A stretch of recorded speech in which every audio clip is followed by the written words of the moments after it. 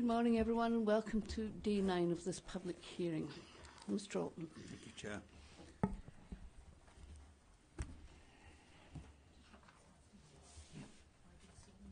I do solemnly, sincerely and truly declare and affirm that the evidence I shall give shall be the truth, the whole truth, and nothing but the truth. Let us have your full name, please. Elizabeth Reason. Known as Liz? Known as Liz. Liz. Turn, if you would, across the hearing room rather than looking at me. Thank you for that, but there's no need for it. Is it Miss or Mrs.? Ms. Ms. All right, I will try to remember that. It's Ms. Reason. You've made a statement to the inquiry dated the 10th of January 2019. We'll put it up on our screens. You have it in your tab 1. I also know you have your own file. Yeah. It's GNP 001004. And you were asked, in effect, to consider two matters which are linked. First of all, the safeguarding policy which the Green Party has, and I think first adopted in 2016. Am I right about that? Yeah. And an affair in relation to the Challoner family, Amy and David, and really how the safeguarding policy failed to work in relation to them. So I'm going to ask you about those two interlinked matters. First of all, Ms. Reason, tell us about yourself and where you sit, as it were, within the Green Party. Yeah. Okay, so I was elected as chair of the Green Party executive in August 2018. So I've been enrolled for about 6 months. And how long have you been a member of the Green Party? Since 2013. And what does that role involve? Well, it means that the chair has responsibility for overseeing the operational aspects of the organisation, the party, as opposed to the Green Party Regional Council, which looks after its well-being. Yes. And political strategy. And so can you speak to the safeguarding policy and the matters which I've already indicated I wish to ask you about? Yes. And presumably you have some personal knowledge of it, given the fact that you were in the hot seat at the relevant period. I was not in the hot seat when the first safeguarding policy was produced in 2016. Yeah. But I have been responsible for overseeing the development of the revised policy. Yeah, thank you. You were certainly in your position when the Challoner affair blew up, presumably. I'm not sure that I was. Oh, it was August. August last year. August last year. I was just coming into post, so there was the former chair was still in post when the story broke. Who was the former chair? Emma Carter. Now, let's please have a look at the policy document, and you produce it in your statement, beginning on the second page. Is that correct? Yes, I think so. It's formally produced by another member of the Green Party, I think Matt Brown. Yes, who's the governance officer.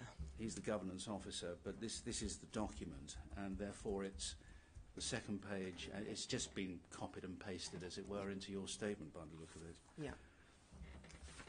I don't want to run through every aspect of it. In fact, it's not the second page. It's... Oh, I can see it. I'm looking at the wrong thing. It's a completely different document. It's GNP 001005. The second page of your statement is where you ask certain questions about it. But it's behind divider 4 in the bundle, and it was attached to Matt Brown's statement, not yours. Okay. Yeah, he offered the existing policy before it was updated. And so what we're looking at here And this comes with the statement of Matt Brown in October 2018. So do we take it that this is the policy as it was in 2016 or the policy as it is today? The policy as it was in 2016. So before, I imagine further revisions have been applied to it? Yes, although it was, I think, in July 2018 that we had already decided that it would be appropriate to update it. Yeah. And that was before the... Before the Amy Challoner, David Challoner story broke. All right, we'll come back to that. But I don't want to read through every word of it because we have it and it's adduced as evidence for the purposes of the inquiry. But tell us, please, what its purpose is. What does the policy aim to protect? And you can look, please, at the policy itself, if that helps you in giving us a sketch of what it does. Yeah. So it's designed to protect children, young people and adults at risk who attend Green Party meetings and events, and to provide members, volunteers and staff with the overarching principles that guide our approach to safeguarding. Yeah. And it applies to children and young people who, for the purposes of the policy, is anyone under 18. Correct. And you define at the top of the next page, I say you, the policy does, yeah. At the top of the next page, page 3 of GNP 001005, safeguarding is a broadly preventative and precautionary organisational approach to planning and procedures required to protect children, young people and adults at risk from any actual or potential harm resulting from their contact with any part of the organisation. Safeguarding involves recognising signs of physical or emotional abuse and acting on that recognition appropriately. Yeah. And then in the last third of the page you set out safeguarding principles. The membership of the Green Party individually and corporately recognise that the welfare of children, young people and adults at risk is paramount. All people, regardless of age, disability, gender, racial heritage, religious belief, sexual orientation or identity, or any other undue social separation, have a right to equal protection from all forms of harm or abuse. Some people are additionally vulnerable because of the impact of previous experiences, their level of dependency, communication needs or other issues. Our underlying safeguarding principle is that all children, young people and adults at risk will be protected at all times from behaviour and attitudes they find uncomfortable and upsetting. To achieve this aim, the GPEW, and that's the Green Party of England and Wales, will ensure that the needs of the children, young people and adults at risk are central to the planning of all activity in which they're involved. Open communication with members of all ages and effective planning will support the safeguarding of vulnerable people at risk. And then top of the next page, all have the right to speak out about behaviour and attitudes they find uncomfortable, that they know to whom they should speak and be confident their concerns will be listened to. Any physical contact should be instigated by the vulnerable person, should be appropriate and relevant to their needs or ensure their safety, and any members organising an activity must ensure they understand their responsibilities in the safeguarding of vulnerable people, especially those not accompanied by a parent, guardian or carer. And these are set out in the procedure for delivering the safeguarding policy. And skating over whose responsibility it is, although in general terms all staff, Green Party staff, volunteers and members working at national, regional and local party level are included. But procedures for delivering the safeguarding policy are to be found, are they not, on the 5th page? Yep. Under the heading Procedures for Delivering the Green Party Safeguarding Policy. And focusing on what is said right at the bottom, if at any point you suspect that abuse is or may be happening, it's critical that you act. there are two things you should do. One, act to stop the abuse and reassure those affected. Two, act to report the abuse. And then you have over the page a diagram, a flow diagram about what to do. And then headings, stopping it and reassuring. Second, reporting the abuse on page 6. Is that right? Yes. On the next page, page 7, the question is raised, do you need a disclosure and barring service check when working with vulnerable people?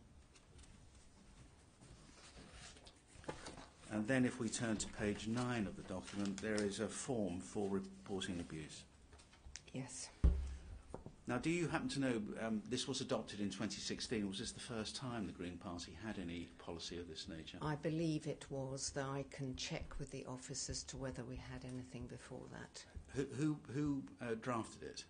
It was drafted by one of the coordinators, so the executive is made up of coordinators, that's the terminology that we use, and it was drafted by one of the, I think she was the Young Green coordinator. With or without the help of advice from any other sources? I'm sure that there was advice, but I would have to go back and check with whom she had taken advice. It was just an idle question from me, whether she was sufficiently skilled to draft a policy without any outside advice, such as legal or from any other partner agencies, or whether it's likely she had some assistance with it. I'm afraid I'm not going to be able to answer that question directly now. Now, can we go to the Challoner incident, please? First of all, tell us who Amy Challoner is, or was, insofar as the Green Party is concerned. Yes, Amy joined the party in December 2014, and she was appointed spokesperson for the LGBTIQA group, and she is a trans woman. Yeah. She subsequently was elected onto the executive. And her father, David, what about him? She gifted him membership a year later. When you say gifted him, what does that mean? Well, you can do that. You can buy membership on behalf of somebody else, and I believe her relationship with her father had not been a happy one, and this was one of the ways of conciliating between them. And so if she became a member, joined the party in December 2014, a year later, 2015, possibly 2016? 2015, December 2015. 2015. And we'll come to the roles that they both had. I've worked out a chronology of events from the material. Can we see if I take you through the chronology without expecting you to remember it? And some of it is culled from your own statement, but also a report to which will come, the Verita report, and other sources. And let me see if I've got this correct.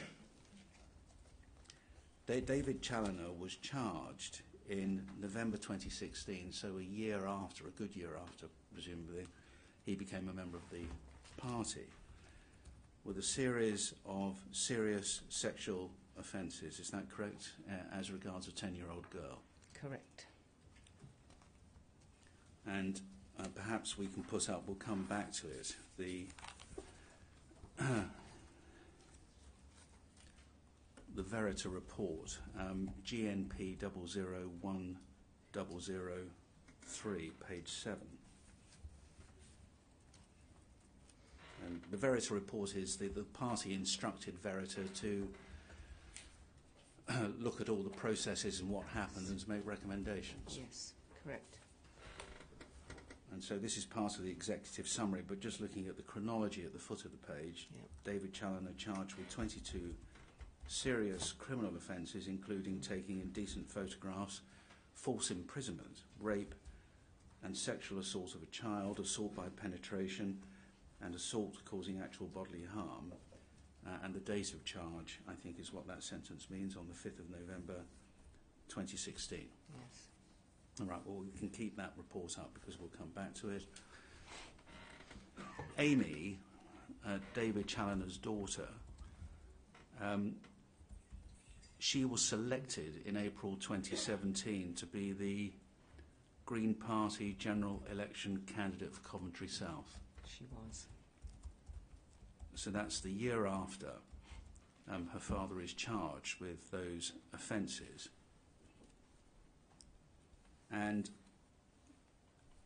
when the father was charged, she informed two people who worked for the Green Party, and presumably members of the party, Matt Hawkins and Claire Phipps, of the fact that her father had been charged. I'd just correct you there. They were not employees of the party. Right. They were coordinators. Right. I just want to explain that the party had been going through a transition. So when it had few members 5 years ago, and before that, the party was effectively run by its executive committee, who were given different roles to help run the party. And that's where the terminology coordinator comes from. So Claire Phipps and Matt Hawkins were external communications coordinators. But of course, by this time, because we're a much bigger party, we're better funded, so we have professional staff who can undertake those roles. But we're still, you know, and particularly a bit back then, in a hybrid situation where you ended up with volunteers overseeing sort of the work of professional staff, and it's something that we're correcting. We are changing our governance arrangements. But she, Amy, informed Matt Hawkins and Claire Phipps, external communications coordinators, of her father being charged on the 5th of November 2016 in general terms. Yeah. And she did this through a private Facebook message. Yeah. Is that right? That's correct. On the same date, she informed Coventry Pride. And tell us a little about Coventry Pride. Who are they? That's a local group that obviously is set up to support and promote the needs of LGBT individuals, and she was a trustee. And that's the reason why she told them, because of her links with Coventry Pride. We're assuming that to be the case. Yeah. Did you understand that she was saying at that time that she didn't know what the actual allegations were, but that her father had been charged with 22 offences? Some of them sexual, I think she said. I was just going to add the majority sexual. The majority sexual. Yes, that is what she said. But the message, the Facebook message to Matt Hawkins and Claire Phipps, said nothing about them being in relation to a child. No. I think you just said no. I said no, more loudly. Thank you. On the same day, the 5th of November 2016, Mr Hawkins informed 3 Green Party staff members in the press team by email that a close relative of a Green Party spokesperson had been arrested and had asked the staff members to contact him if anyone got in touch with them concerning the matter. That's what he told them, yes. What was Amy also a spokesperson by this time for the party? I believe she was, yes. And what is a spokesperson for the Green Party? Is there more than one? Was she the only one, or what? No, there are several spokespeople, and it just depends on the topic.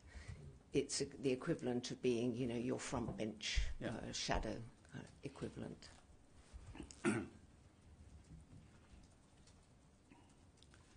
Am I right in saying that both Amy and her father, David, were not named in the communication? Correct. And that this was the only communication passed to any Green Party staff? Yes. Now, as you said, in April 2017, Amy was selected to be the Green Party general election candidate for Coventry South. Yeah. In the following month, May 2017, was David Challoner, her father, her election agent for the election? She appointed him as her agent. Yeah. And in the following year, May 2018, was David Challoner appointed to, and did he act as, election agent for Amy and for Tina Challoner, his wife, in the May 28 local elections? Yes, that's correct.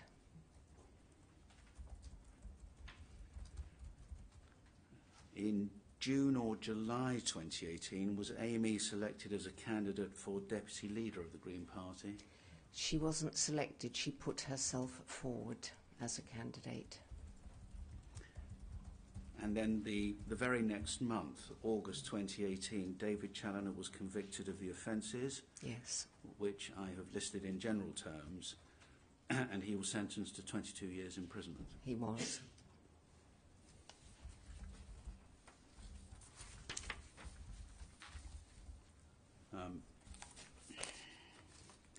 And if we look at your witness statement, Ms. Reason, you set out certain questions you were asked and you give answers to it. But if we look at the witness statement, GMP 001004 at page 2,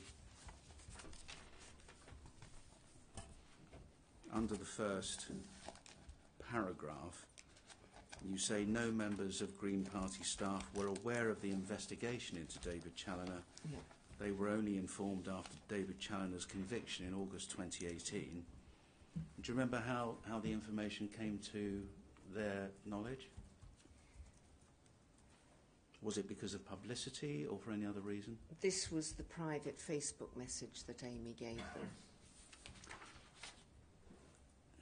Well, the private Facebook message was in November 2016. Oh, sorry. So He's been convicted in August 2018, almost, but not quite. Oh, sorry. 2 years How later. did it happen in August 2018? Yeah, how did it come sorry. to your attention? Oh, I believe that Amy then contacted us and told probably the head of communications, the professional staff.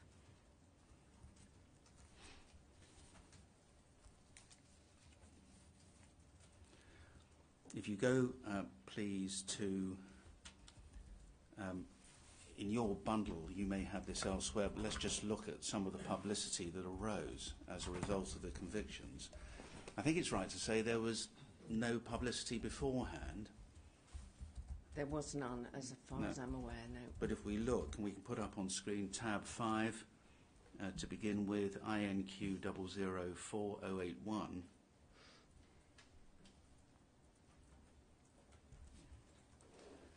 Yeah. There's a picture of David Challoner Yeah. with the byline, man held 10-year-old girl captive in torture den attic as he played out sadomasochistic fantasies. And it reads, a man who held a 10-year-old girl captive in his torture den attic where he electrocuted her while playing out his sadomasochistic fantasies has been jailed for 22 years. I'm not going to read any more because it's pretty dreadful stuff. And then over the page, or over the tab, I should say, tab 6, we have a Guardian article. That one I've just read was in the Independent. This is the Guardian of the 27th of August. The last one was the 22nd of August. INQ 004080.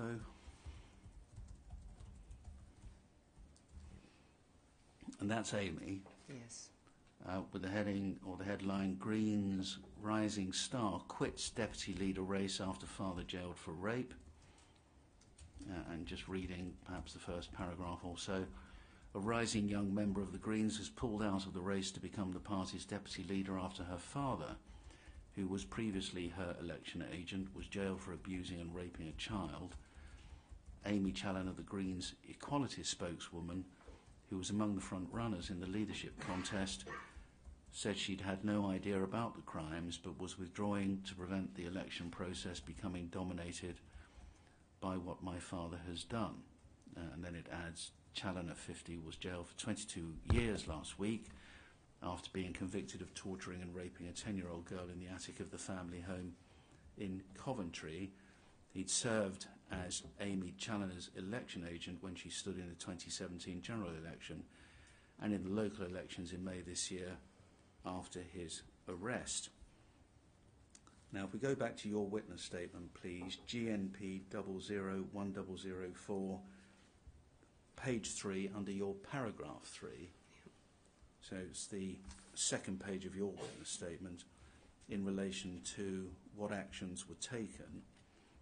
Well, can you tell us what actions were taken once you understood the enormity of what had happened? Yes, David Challoner was immediately expelled from the party, and Amy and Tina, her mother, were both suspended pending an inquiry, which is the normal disciplinary practice. I didn't ask you this, and it wasn't in the chronology, because I don't think I found information about it, but when was Tina, when did she become a member of the party? I'm afraid I haven't got that information in front of me either. I can find it out. All right, so not terribly important. Do you have any idea, in general terms, if it was around the same time as It would have been around the same time as David, I'm David guessing. was gifted the membership. So David Challoner was expelled from the party with immediate effect. And tell us, I'm afraid if I missed it, what became of Amy at that point? Amy and Tina were both given what we call a no-fault suspension, and GPRC, the Green Party Regional Council, immediately instigates a disciplinary process to establish the facts.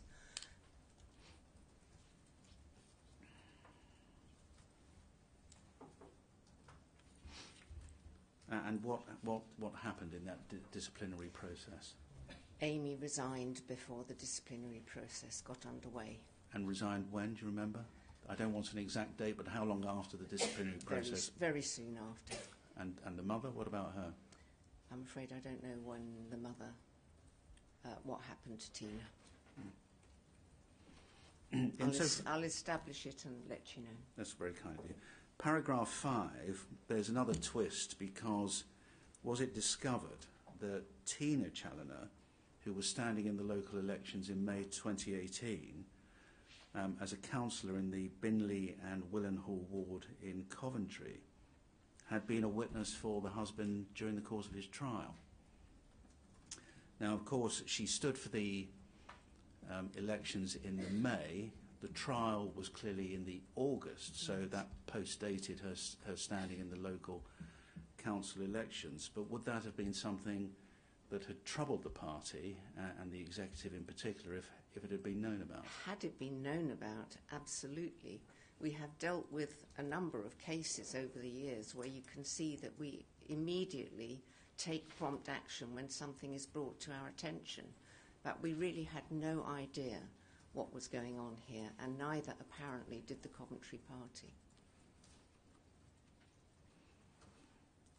Paragraph 6, you were asked to explain why David Challoner was able to be registered as the election agent for his daughter in the May 2017 and May 2018 elections when there were outstanding criminal charges against him, in particular relating to child sexual abuse.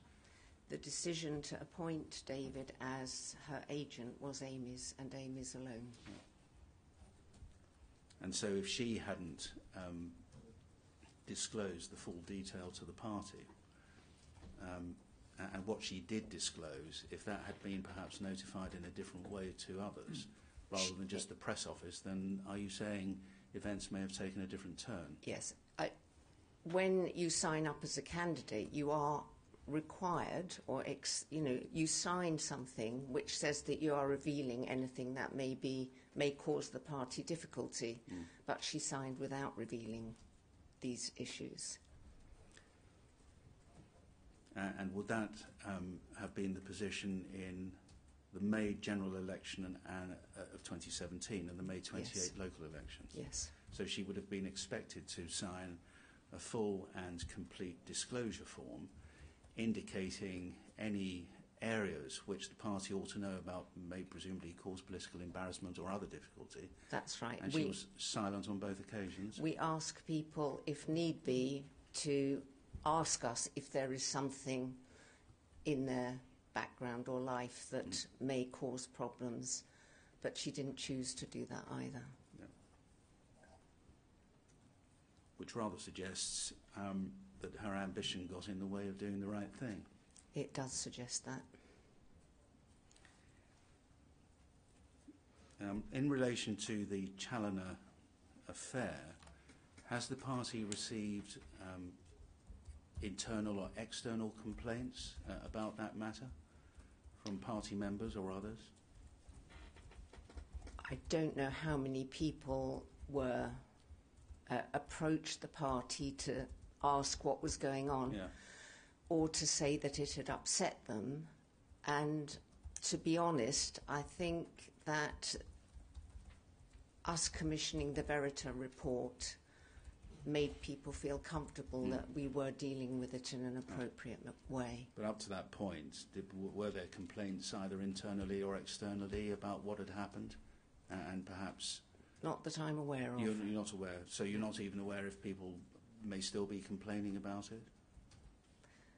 I don't think they are, but I'm quite happy to go back and find out. No, I'm simply asking. Yeah. If it's necessary, we'll ask you to do so. But I Yeah. simply wanted to know, in general terms, whether you were aware of any such complaints. I'm not No. suggesting there are. I just want No. to ask you if there are, to your knowledge. No. All right. Well, you commissioned the Verita report. Yes. What do you know offhand? The report itself is dated January this year. Yes. The events we're talking about, certainly the convictions arose in August 2018. Yes. So it's been a relatively short period of time Yes. for the report to be commissioned and to have been finalised with its recommendations and conclusions. How quickly was the Verita report commissioned after these events? Within a week. It might have been a fortnight, but I mean very quickly. As the story blew up, we realised we had to do something. Yeah. And if we can put it back up on screen, please. GNP 001003. I wonder if we can go to the very first page, if we have it. The front page.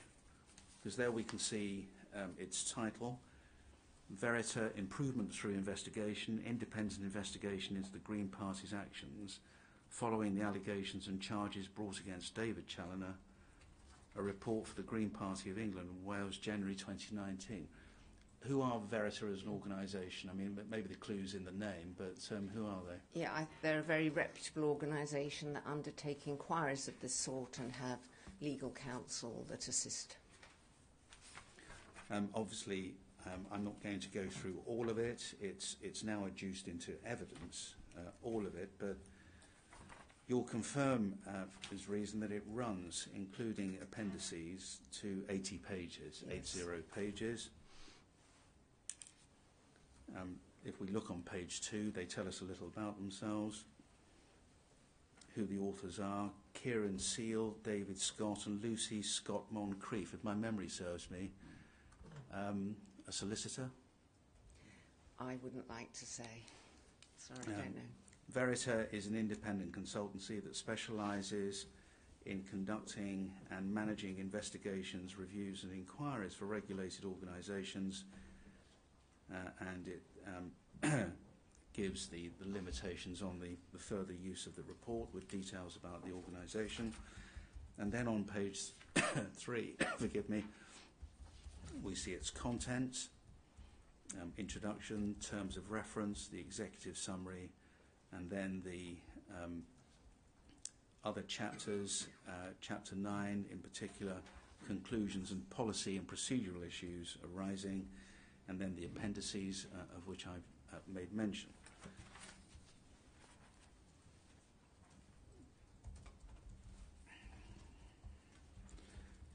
Page 4, paragraph 1.2.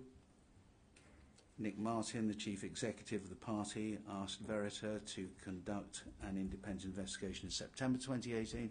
So that links in with what you told us about the speed with which the matter was dealt with. And then if we look, please, on page 5, there we see the terms of reference. And the following paragraph 2.1 are the main elements of the terms of reference for the investigation. The full terms are to be found in Appendix B. Purpose of the investigation sets out the short background. The purpose of the investigation is to examine the parties' response to the allegation and charges brought against David Challoner. The investigation will be completed in 2 stages, and then those stages are set out. They include establishing the chronology, actions taken by members of the party, who was made aware of the allegations and or the charges, and so on and so forth. And then over the page, please, to stage 2, to consider whether any form of disciplinary action should be considered, whether any changes should be made to party policies and procedures, to consider whether any new policies or procedures needed to be developed, and a summary report.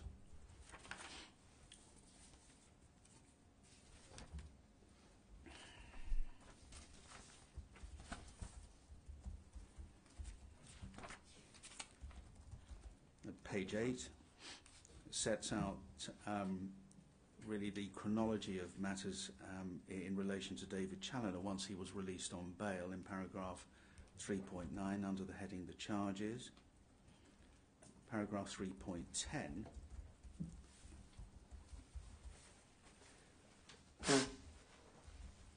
the nature of the charges against David Challoner raises the issue of whether other children or vulnerable adults were at risk from the time of the charges through to his conviction and imprisonment.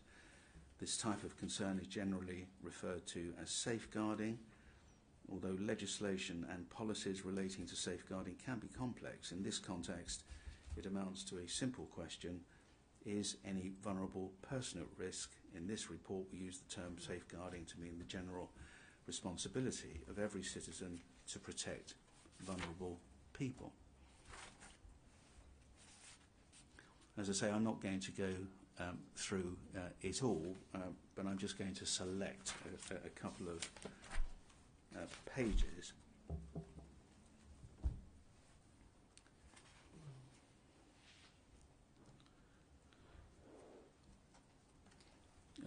Page 12, please.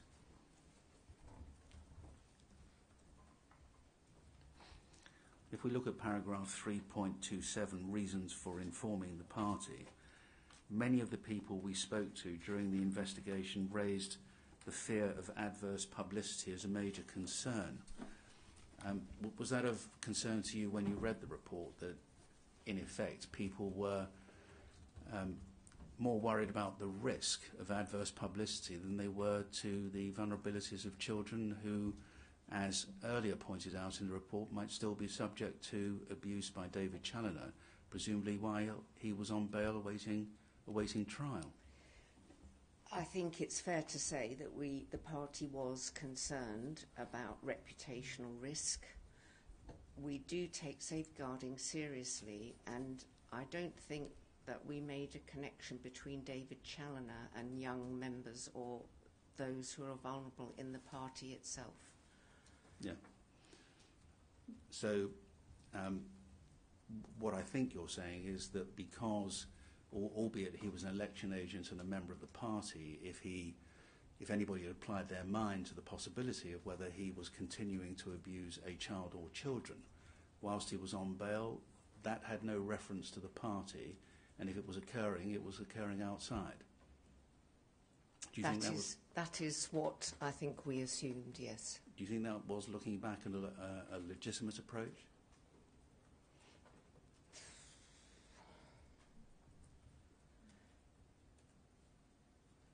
We had no evidence that his behaviour was impacting on the party at the time.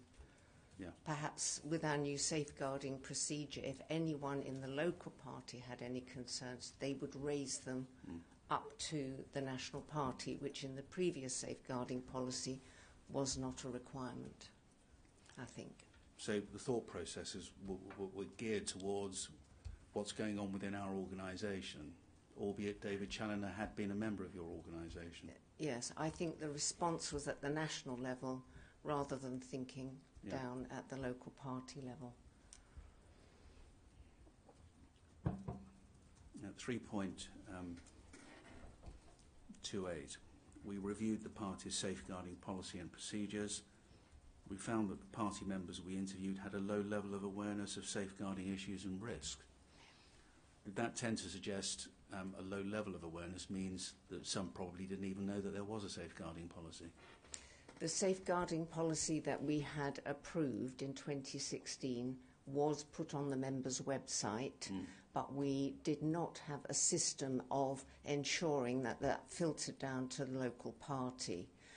And so I think you're right, it's possible that people didn't know there was a policy, and that's what we're changing with the new policy. Then 3.29, prioritising the safety of children and vulnerable people is an individual responsibility of every member of society. There could hardly be a bigger red flag in this respect than someone being charged with 22 sexual offences. Irrespective of where the responsibility lies, one of the effects of the way this case was handled was that someone who had committed serious sexual offences was given roles of responsibility within the Green Party during a period of almost 2 years, after a major safeguarding risk should have been apparent. David Challoner bears some responsibility for this, but Amy Challoner, as an officer of the party both nationally and locally, should have considered safeguarding issues. If anyone should have known, she should. Yes, exactly, and it was kept within the family. Yeah. And then the report deals with the reasons for not disclosing the charges more widely within the party. As I say, I'm not going to go through it because otherwise we shall be here a very long time. But can we go please to page 19 to look at how Coventry Pride, by way of contradistinction, dealt with the matter, because as you confirmed, because she was a trustee of the organisation, Amy told them or gave them similar information. Paragraph 360 on page 12, page 19. Amy Challoner was a trustee of Coventry Pride. She told us that she informed them on the same day or the following day that she had messaged Matt Hawkins. In response to being told about the charges, Coventry Pride took immediate safeguarding actions, such as preventing David Challoner from volunteering for the charity. The contrast, paragraph 3.61, the contrast between the actions Coventry Pride took and the Green Party took is stark. Coventry Pride knew of David Challoner's involvement as a volunteer in their work and acted. Can you explain the difference in approach?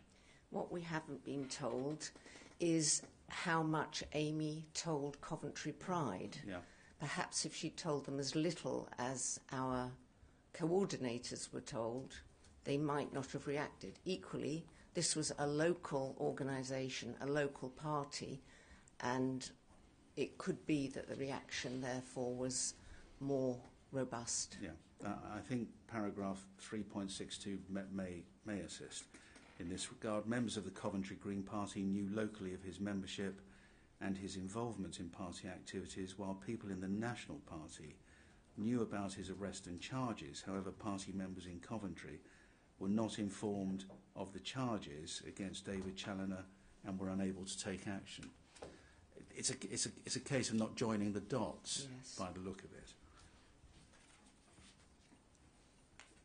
If we move on, please, to page 20, paragraph 3.65.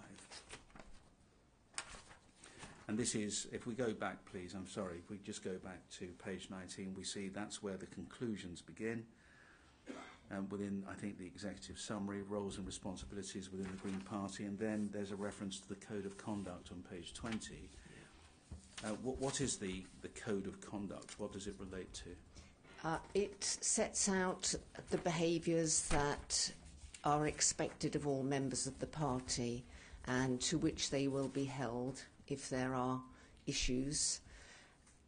Until now, the Code of Conduct has been something people are expected to abide by, but we've actually changed that rule now so that when people become members of the party, they actually have to indicate that they have read it and accept it. So we strengthen the way in which it is used. And the report here at 3.65 says we've identified several areas where the code of conduct for party members should be tightened. The code of conduct needs to make clear what should be reported and how it should be reported. And then there are several other paragraphs in that vein. Page 21, the report highlights the importance of safeguarding. Paragraph 3.72, it's disappointing that many people we spoke to in the party fail to see the safeguarding issues that arise here, which is a bit alarming. Well, it is, but as I say, I've actually got a record of other cases that were brought to the party's attention well before this happened, and we took immediate action in all of those instances. It's the failure to know what was happening that resulted in our failure. So I think the party has taken safeguarding seriously, but will do yet more on training at local party level. But that's really what 3.72 is aimed at. It looks as if even now people fail to see how safeguarding issues arise on these facts as known, and that's a problem. Those in the party who were told about David Challoner's activities saw the issue as primarily a communications one, about protecting the reputation of the party. Awareness of safeguarding issues in the party in general appears to be low. So that's the problem that we highlighted a little earlier. Far too narrow a focus on the party and not a wide enough focus on the vulnerable, the children, the abused, and what's going on outside the impact on the party itself. Do you agree? I suppose you could say that. That's what I do. 3.73, the party therefore needs to raise awareness of the importance of safeguarding issues, including when and how they should be raised. 3.74, the chief executive of the party, is that you in this report? No, I'm the chair. You're the chair. Who was the chief executive? The chief executive, Nick Martin. Nick Martin, who commissioned the report. Who commissioned the report, yes. Acknowledged weaknesses in the party's safeguarding record in the past. However, he told us that these predated the party's growth as an organisation, employing significant numbers of professional staff. He told us that the party has made significant improvements to safeguarding procedures and practice in recent years and is fully committed to continuing to improvement. Them is how it reads in the future. It should be to improving them in the future. And then recommendations on page 22 within the executive summary. 1, the Green Party should discuss with West Midlands Police as soon as possible whether it's their policy to draw to the party's attention charges against a party member that could give rise to safeguarding concerns. Now, pausing there, one of the problems was West Midlands Police probably knew all about David Challoner, but they never passed it on to the party. No. And so there was a problem at putting it at its lowest of communication. We have asked the West Midlands Police to let us know what their responsibilities are in these circumstances and how this might have been handled differently, but they've not been able to provide us with an answer. Did they provide any answer at all as to why it was they never communicated in the first place? No, we haven't had an answer other than a holding answer. And how long has that answer been? Around waiting? 3 months, 2 months at least. And the second recommendation is the Green Party's code of conduct should, as a matter of urgency, be made clearer about what members should report. In particular, it should emphasise the importance of raising issues that give rise to safeguarding concerns. And third, the Green Party should urgently review its safeguarding policy and procedures to strengthen its approach to raising awareness and improving processes for reporting safeguarding concerns and risks to people outside the party. And then finally, please, as I say, I'm not going to go through all of the findings in between the executive summary and the conclusions to which I turn on page 71.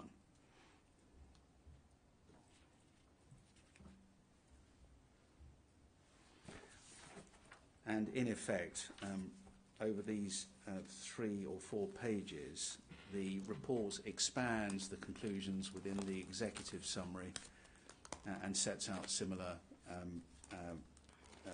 recommendations for... have you got it, Ms. Reason? Yes, sorry, I'm looking for something in response to the confusion of roles between volunteers and professional staff. Oh, by all means, well, take your time, and I'll wait for you to see if you want to find that document, and then tell us what you want to say about it. Yeah, the main point that I'd like to say is that we have undertaken over the course of the last 12 months something we call the holistic review, which has proposed significant changes to the governance arrangements. A key change is that the executive, which I say is made up of a lot of volunteers, will become an appointed body rather than an elected body. Yeah. So the board will be a more professional organisation that is selected on the basis of their knowledge and experience rather than because they have been elected by the membership, which is how they get there at the moment. I see. And does that mean that the ambition is to appoint people with real skill and talent that they can bring to all of the issues that a party like yours has to confront on, I suspect, a daily basis? That's right, and it's the key day-to-day organisational management that is key here. And then there will be a Green Party Council of many elected members to whom the board will be answerable. Thank you. Well, as I say, in the conclusions, policy, procedural issues arising, build on the executive summary and the recommendations. We don't need to go through that, but they are there for all to read. Now, has that review begun? I know it's early days. This report is only a couple of months old now, but has a review of the safeguarding policy begun? It has been undertaken. A new policy was approved on Saturday at our executive meeting, and we are now starting to develop a training programme. The idea is that we will have trained 3 or 4 members of the party, people in field officer roles, those who work at local level, who will then be able to pass that training on all over the country at local level and bring it to the attention of many more members.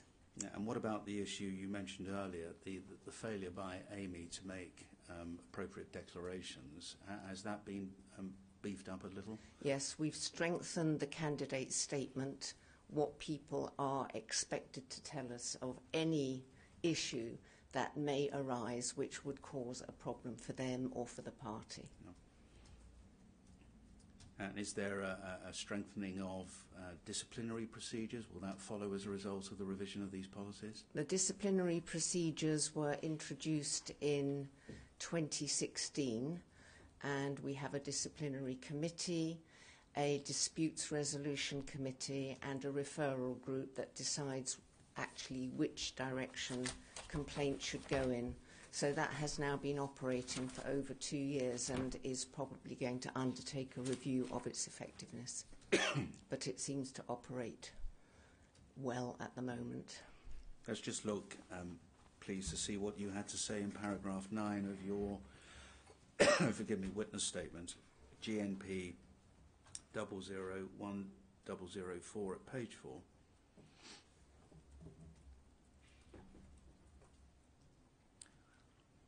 You say, as soon as Green Party staff and current members on governance bodies were made aware of the conviction of David Challoner in August 2018, a number of actions were instigated in response. Disciplinary. Challoner was expelled from the Green Party. Amy and Tina were both suspended from the party pending internal investigation. Amy Challoner has now resigned from the Green Party, which you told us before. The party commissioned the investigations consultancy Verita to consider the matter in full and to provide a report to the party. We've seen that now.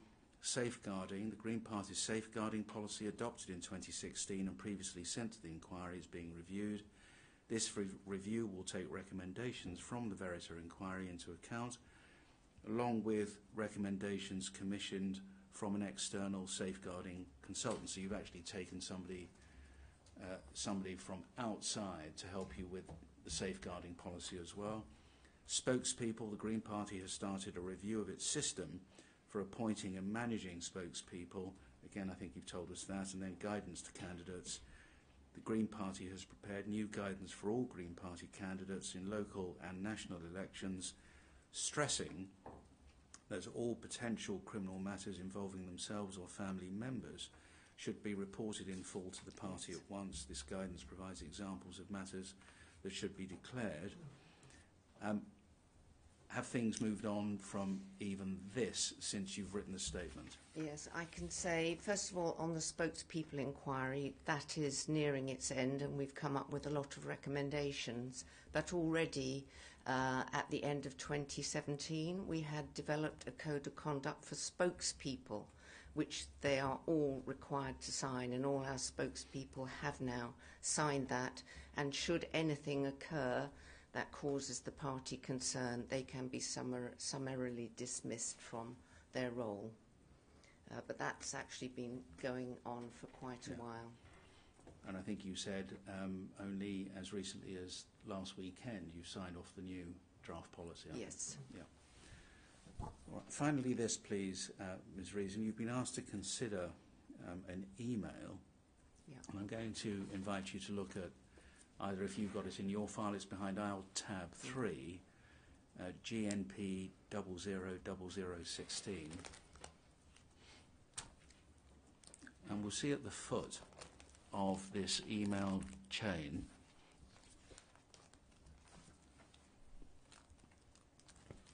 the sender has been anonymised and ciphered as WMA30, as has the recipient. Have you got it? Yes, yes, I've got it. Yes. But the date it was sent is the 17th of December 2014 at 1:15 in the morning. And it reads this way. The subject line has been redacted. I tell you now, you put, and the name has been redacted, Ford is the MP candidate for, and the location has been redacted, or any other position of power representing the Green Party. I will have no hesitation in contacting the Daily Mail to tell them about his history of underage sex with girls he taught. He was sacked as a teacher for inappropriate relations with a student and not meeting the standards required as a teacher. His head teacher, the name is redacted, went as far as adding to his file that it was inappropriate he worked with children again. This man has an arrest record for underage sex with young girls. I've just finished 3 months of rape counselling to get over what he did to me when I was 15. I plan to find the other girls I know of and encourage them to come forward. The person is a serial paedophile. I don't make these allegations out of spite or malice, or even because you might think I'm off my head. I'm a qualified teacher, married mother of 3 children. But it's my part of my job to raise safeguarding concerns and have them listened to. It's downright criminal. He's allowed to visit constituents in their homes where he has access to young girls.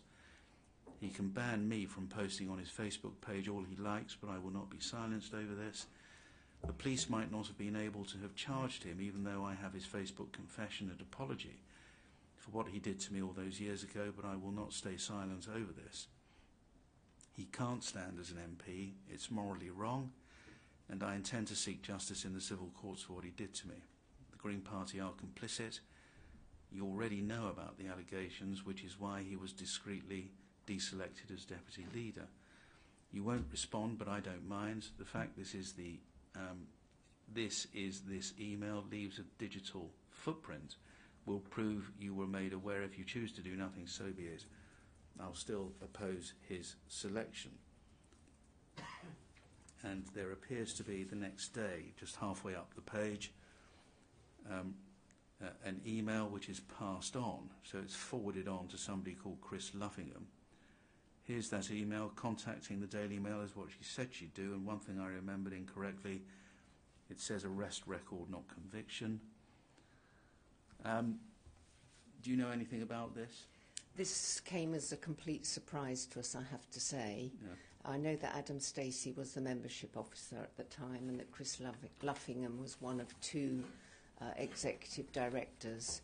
But this predates our disciplinary system, so I'm afraid we can't tell you what happened to it, but we have taken immediate action, and we've written to the member concerned and told him that we will be asking for his immediate no-fault suspension, which should happen today, while an independent investigation is undertaken of the circumstances described here.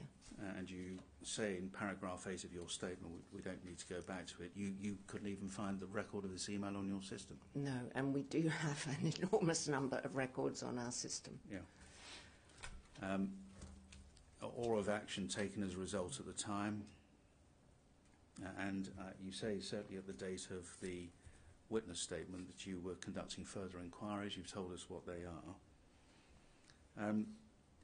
Of course, the date of the email is December 2014. Yes. This was first brought to your notice some months ago by the look of it. Do you remember when it was first? I would have to speak to the office about when it was first brought to our attention, but I thought it came via this inquiry. Yes, because you had received it rather than us. Yeah, no, it did. No,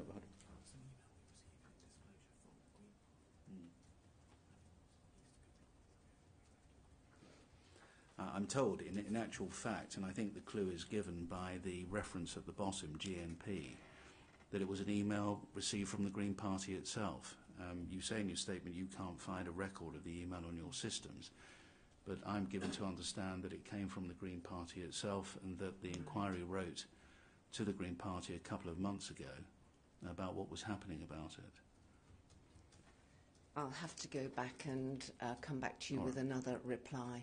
Would you do that? Because I only saw this yesterday for the first time, so I can't quite understand how that could have happened. Oh, well, that's quite serious then. Would you kindly just go back and make contact with the inquiry, if you would, with an answer to this question in particular, about when you first became aware of it, why you say your records didn't reveal this email when it appears to have come from your records in the first place, as I'm given to understand. No, I'm afraid I can't tell you that now.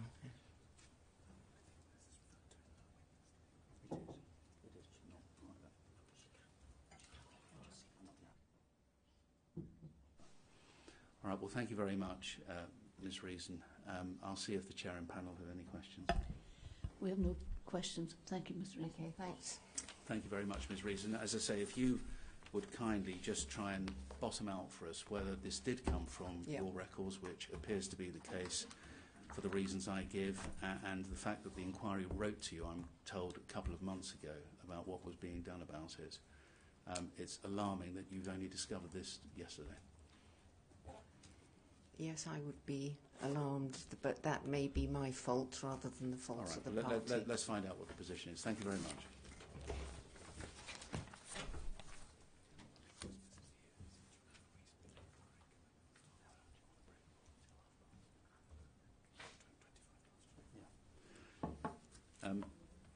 Chair, the next witness, Helen McNamara, is here. Mr. O'Connor is calling her, but Mr. O'Connor hasn't had an opportunity to speak to her yet. It's slightly short of the break time we normally take, but it would help him if we say till 11:30. Thank you, we'll do that. Thank you.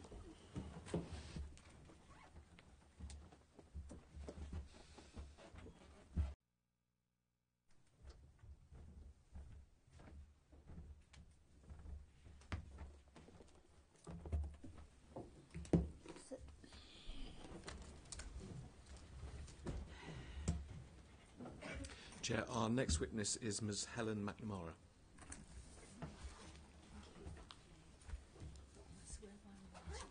I swear by Almighty God that the evidence I shall give shall be the truth, the whole truth, and nothing but the truth.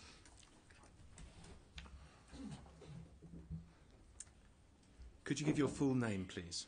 Helen McNamara. Ms. McNamara, you are a senior official in the Cabinet Office. Yes. And you're here today to give evidence to the Chair and panel about the honours and appointment system that is administered within the Cabinet Office. Yes.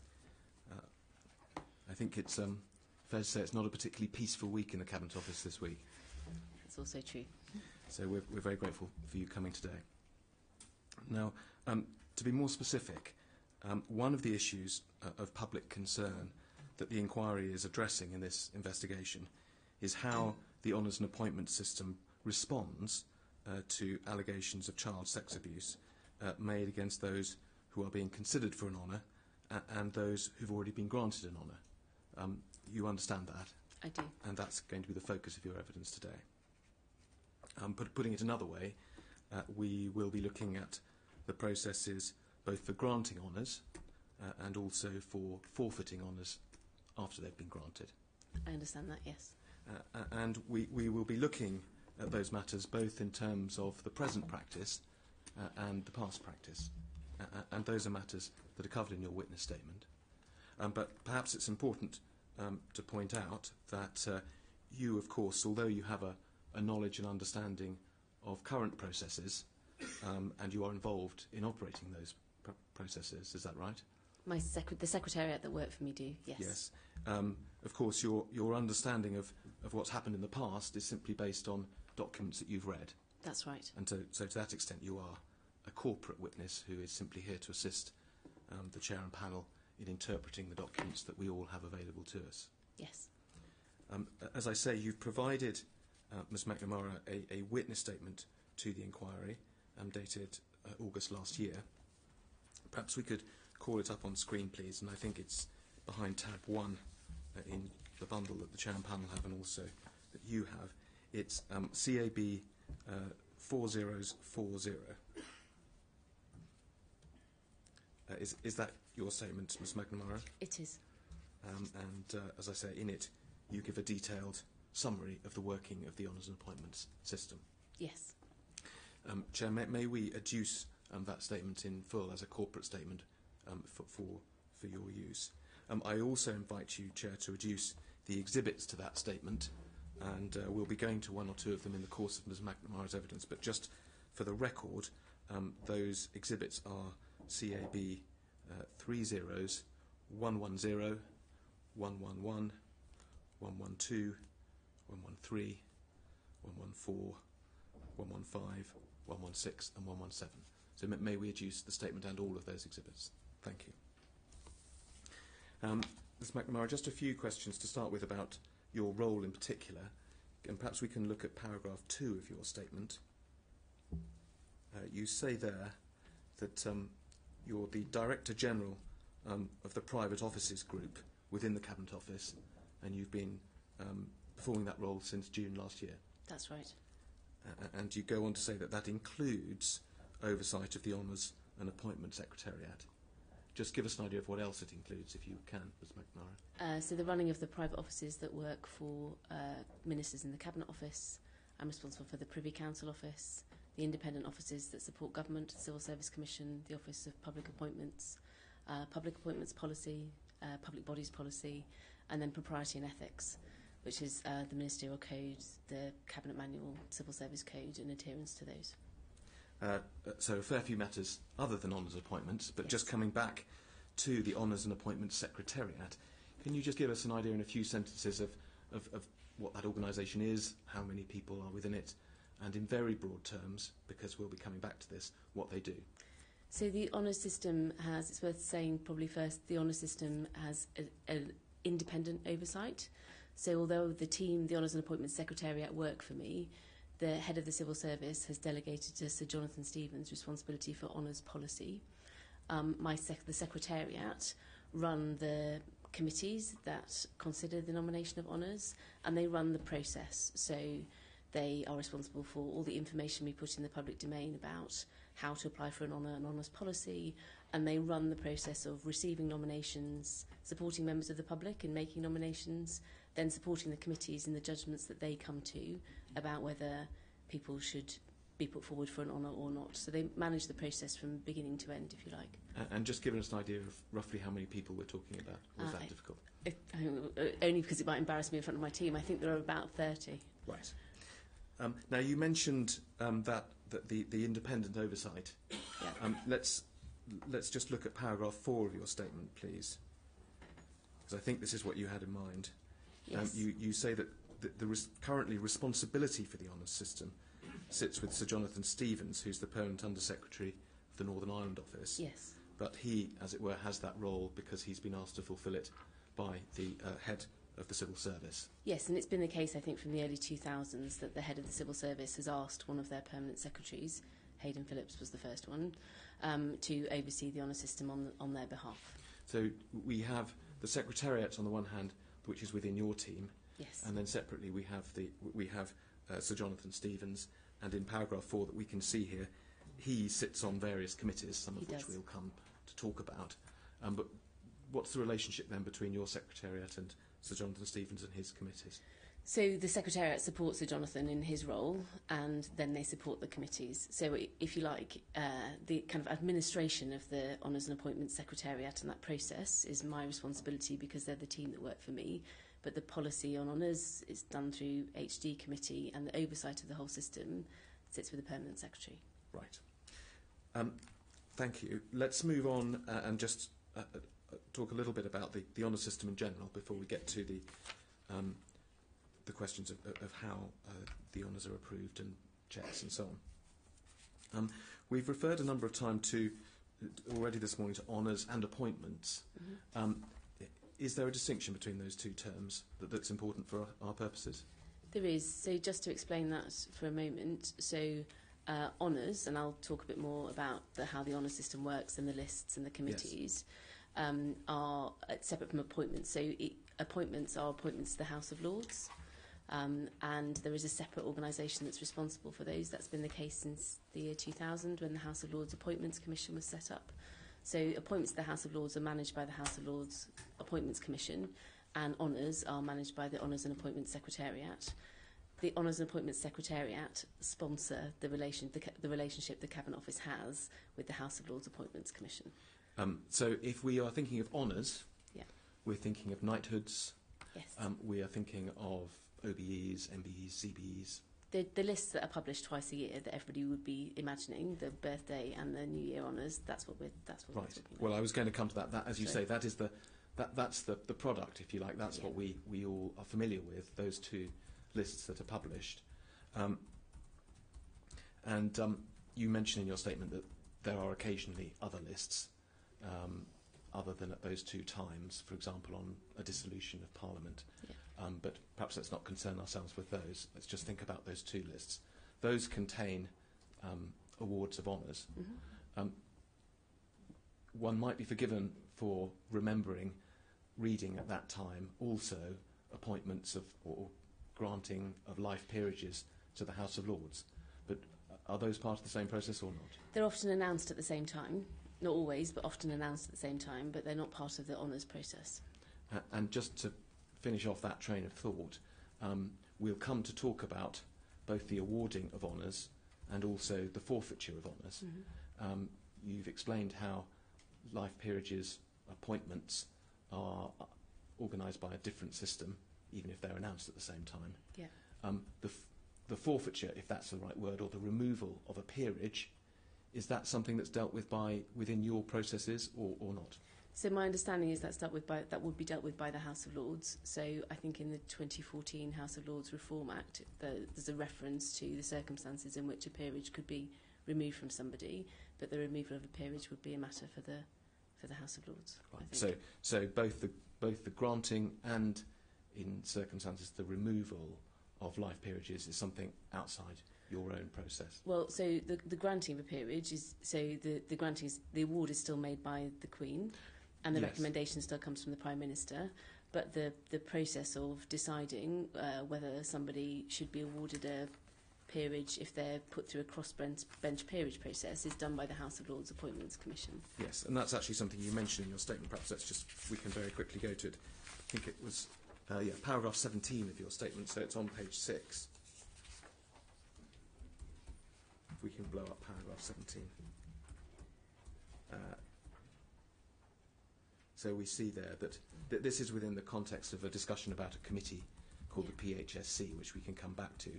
but you there refer to HOLAC, the House of Lords Appointment Commission, being established, and its role in undertaking that process of appointing appointments to the House of Lords. Yes, and to be clear, the Queen does, when recommended by the Prime Minister, to appoint other peerages, so the Prime Minister can recommend people should become members of the House of Lords in order to be ministers in her government. That is another route by which people become peers. All those people will also go through checks and the process that is applied by the House of Lords Appointments Commission. Thank you. I think that's clear. So we can remove that paragraph.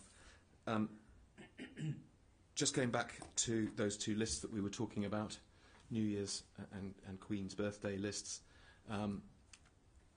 you explain in your statement how those lists in fact comprise 3 sections. Yeah. There's the Prime Minister's part of it, then there is the diplomatic and overseas list, and then there's the defence list. Yeah. Those two other, apart from the Prime Minister's list, those two other parts of it, smaller in Yes. terms of number, and administered separately.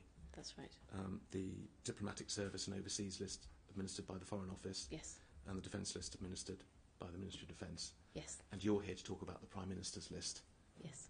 which is the list that probably we're all more familiar with. It's the vast majority of honours come from the Prime Minister's list. Now, if we can go to paragraph 11 of your statement, please, which is on page 4.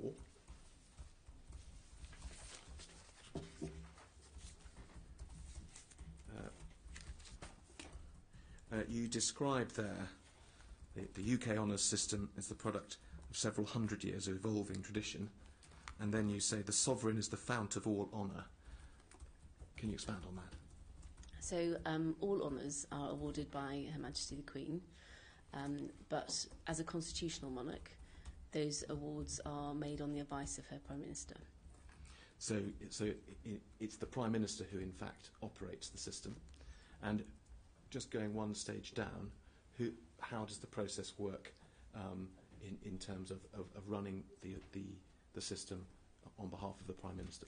Just before I come to that, there is another list which we haven't mentioned yet, which it might just be worth touching on, which is the Queen herself can also award members of her household, again a much smaller list, and those are for people who've served with exceptional duty, the Queen or the royal family. And so that's another section of those two lists that come out every year. Sorry, just for completeness, I thought that would be helpful. No, it is.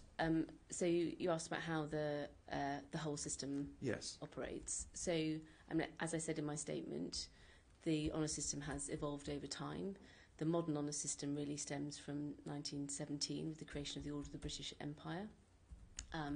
The idea then was about awarding more ordinary people, but over time that started at the beginning being more kind of public servants of the state, prominent individuals. The honour system now tends to reward people for voluntary service, for the service they give to society as a whole. That's about 70% of the list now will be for people who've done that, rather than necessarily for kind of more grandees, which I think is where it started from. The operation of the system has changed. Would you like me to explain now how that's... So it is, as with all aspects of public life, it evolves over time.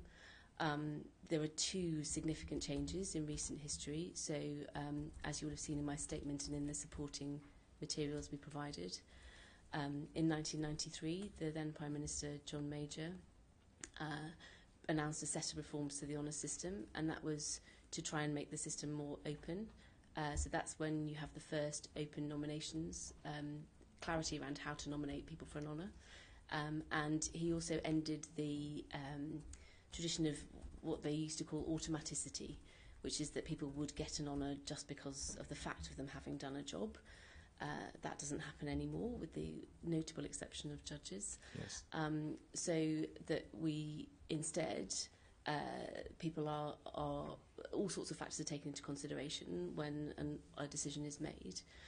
The other really big significant change is in 2005, after the Public Administration Select Committee report and after a report done by Sir Hayden Phillips, the then Permanent Secretary, who was responsible for the honour system. And those reforms are the establishment of independent committees. So the honours, to get to these lists that are published in June and at New Year, there is a process that runs all year round where nominations come in. They are considered either by the Secretariat, by the department, by a whole host of... There's a whole host of kind of behind-the-scenes process that goes on.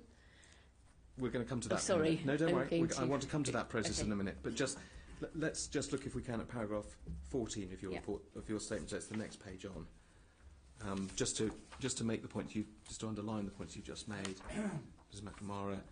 I mean, this paragraph deals, doesn't it, with those two Yes, it does. reforms that you mentioned. Firstly, 1993, with John Major trying to make the system award more, make more awards for public service. And then later, as you say, Hayden Phillips's recommendations in 2005. And if we can look about 6 or 7 lines up from the bottom there, there's a line which starts, he concluded. That was Hayden Phillips, this is what you've just referred to. Yeah. He concluded that the assessment process should be made more transparent, that the independent committees should consider nominations and make recommendations, and that there should be regular reports on the operation of the honours system. And that, as I think you've said, was, as it were, the springboard for the system as it operates now. That's right. So let's turn to that, and you started referring to that already. I'm going to ask you some questions about the stages of the process. Okay. First of all, nomination, then how a nomination is considered, and particularly probity checks and how the system seeks to identify and then measure any probity issues. And then finally, the question of forfeiture after an award has been made. Let's start then with nominations, and to do that, I think the easiest thing to do is if we go to back to page 1 of your statement in paragraph 4, and in fact it's the last line of that paragraph going on over onto the next page.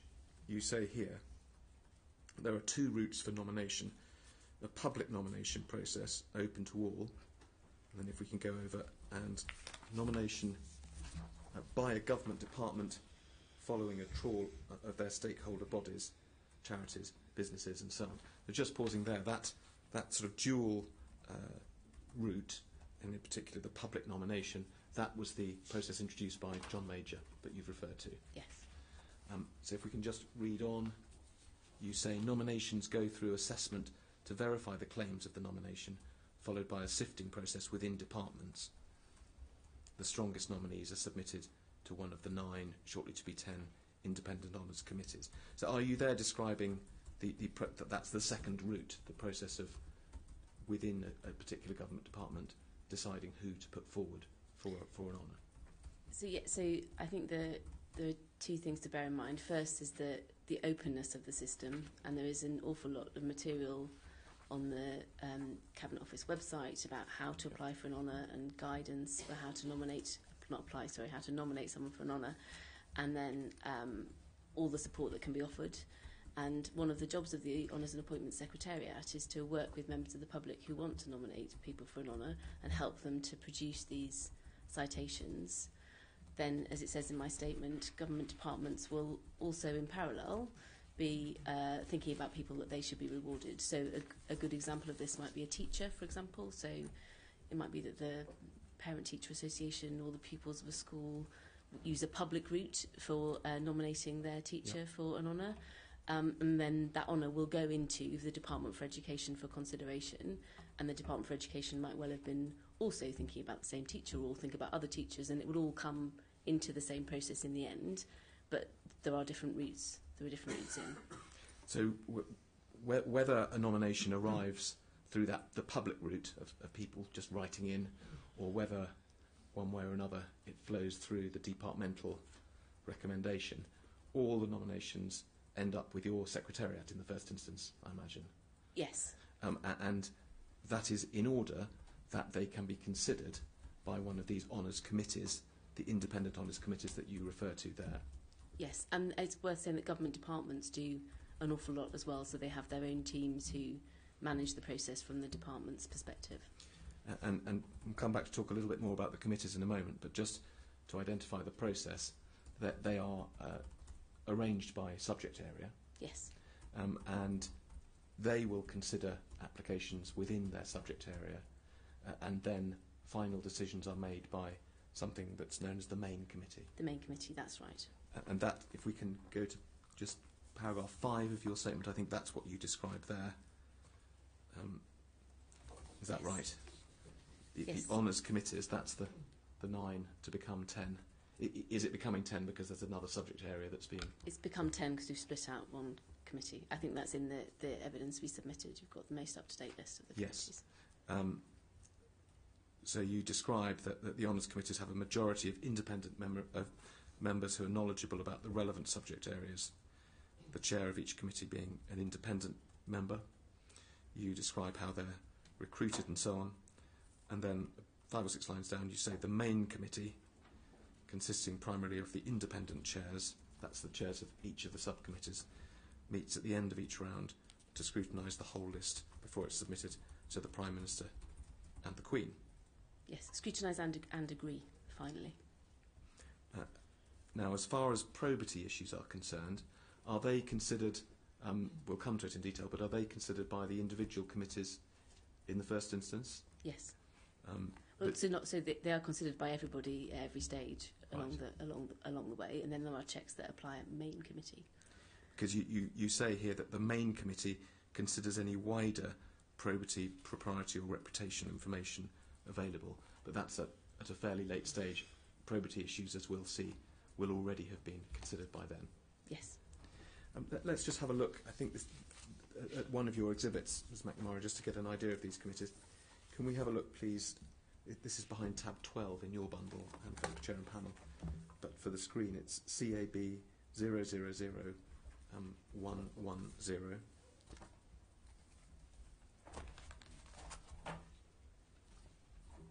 This is one of the exhibits to your statement, Ms McNamara. We see there, do we, a list of the committees. Yes. Which starts with the main committee, but then the other subject-based committees underneath it. And we see at the bottom of this page the members of the main committee. And if we can go over the page, we don't need to go through them all, but just to take the first example, we see the Arts and Media Committee. We see the chair is someone from Historic Royal Palaces, and then it has independent members, as we can see from the field of Arts and Media, and official members, the permanent secretaries of 2 departments. That's right. And is that pattern replicated with the other committees? It is. Thank you. Now, going back to those committees, the primary role, perhaps, is to determine whether these individual awards should be determined on merit.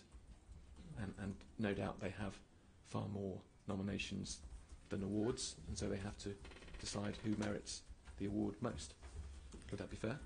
So, at the stage at which a committee that you see listed out that we've just talked about is considering honours, they're not usually deciding this person should get an honour and this person shouldn't get an honour. There's a process that's happened before then where the department and the permanent secretaries and the Honours and Appointments Secretariat will have worked together to produce a list which is given to that committee, and then there'll be discussion around whether it's the right time to appoint these people, whether they and the committee themselves will decide whether they think that these people should be put forward for an honour. Right. If we can just look at paragraph 6 of your witness statement, please. Yeah. And we see just the first sentence there. You say that proportionate probity and propriety checks are in place and are designed to protect the integrity of the system as far as possible by proactively identifying information which may affect a nominee's standing and reputation. I mean, that may be self-explanatory, but the point is it not, that even if someone does otherwise merit an award, if they are of bad character, something about them which will damage the reputation of the system, they oughtn't to be granted an award. That's right. Now, the current system for analysing these matters has been in place since about 2005. Before I go into the detail of that, I just want to ask you a few questions about the system that was in place before that. And to do that, can we go to paragraph 16 of your statement? And you refer here to the committee that we mentioned a few moments ago, the Political Honours Scrutiny Committee. Was this a committee that performed that role previously of undertaking checks on the probity of people who were being considered for an honour? Yes, but not quite in the same way that we would do now. Can you give us an overview of what the differences were? So the committee would have then made a judgment in a similar way to the members of committees now about whether somebody was the right person to be given an honour. So a kind of judgment about, we expect people who have honours to be good role models and good citizens. And I can't speak directly to exactly what guidance the PHSC did use, but they thought their purpose was to make sure that the people who were being given honours were worthy of them. Back from the 1970s, there have been, especially for the more senior end of the list, so for knights and dames, and for the CBEs and CBs, there would have been checks then from the police and from HMRC, and that is pretty common knowledge. There's a lot more checks that are done now, but perhaps I should come and talk about that later. Well, no, we'll talk about that later. So the point which you make in your statement is, certainly as far as one can see from the papers, that earlier system didn't do as many checks as you do now. Yes. So if you like, would it be fair to say the system is more robust now than it was then? I think that is fair, yes. But as you say, that wasn't because the previous system was just sort of random. No. It focused more on what might be regarded as the more senior honours that were being granted. And I think there might have been less information available to them as well. It's a bit easier with the internet and various other things that we can use now. Yes, yes. Let's go back then to the current system. And I mean, is it right that the Secretariat that you're responsible for actually does a lot of the legwork in terms of the probity checks under the current system? So they do, and they commission other public bodies for those checks. So whether that is the professional bodies of an organisation, or, so to take another example, if we had a medical professional who was being nominated for an honour, yes, there would be a check made of whichever body it was that they were responsible they work towards. There would be a check done from their professional route, as well as checks on them as, again, tax and police checks. It's worth saying that the responsibility doesn't solely rest with the Honours and Appointments Secretariat at every stage in the process. So when the department is considering the list, and when the committee is considering the list, and then when the main committee is considering the list, there will be consideration applied at those points as well. It's not just with the Secretariat. And is it right that the question of probity, as it were, runs alongside the question of merit in the consideration of an award? Definitely. I mean, because you describe in your statement that consideration is also given to validating what is said about an individual. So, for example, is it right that he or she has done these wonderful things, and you perform checks to ascertain that as well? Absolutely, because the award of an honour is a very special thing for a person and for their family and for the community that they've been working in, and so it's the responsibility to hold the system precious. I prefer that than the integrity of the system sounds quite dry. It's actually about just making sure that people who are given an honour, that nothing is tainted about that experience, because it is a way of recognising public service from the state. It's an extraordinary thank you. And you mention, as a separate matter, presentational issues in your statement, and you say that's not quite the same as a probity issue. What did you mean by that? So a probity issue would be something more like a check that somebody had paid their taxes, or that they had that were comfortable with, they'd had a criminal record check, or any of those things. A presentational issue might be about the timing of an honour. So is it right that somebody should be given an honour at this stage, or is it important that there's an issue going on that actually it'd be better to come back later? I mean, honours, nobody has a right to an honour. They're a gift and a grant. So it's not sometimes the committees will err on the side of caution and decide wait and consider somebody again a bit later when they know a bit more.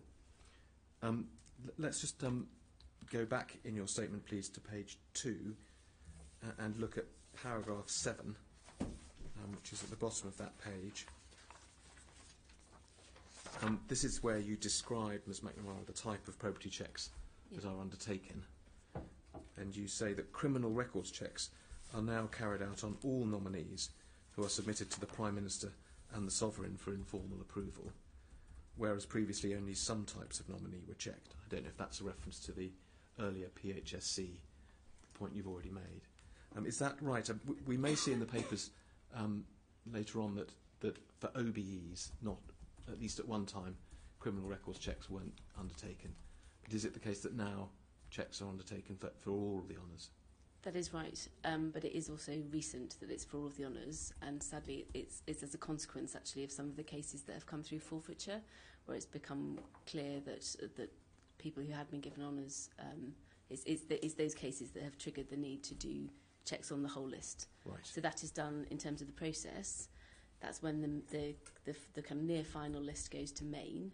Everybody who's on that list will be then subject to police checks. I see. So there's no point in conducting probity checks too early, because you might be checking people who aren't going to be recommended for an honour anyway. Or not this time, exactly. I see. But then you a little bit further down the paragraph, you make the point that probity checks vary from nominee to nominee, and that other probity checks include, where appropriate, professional regulators, where the individual is involved in a regulated profession.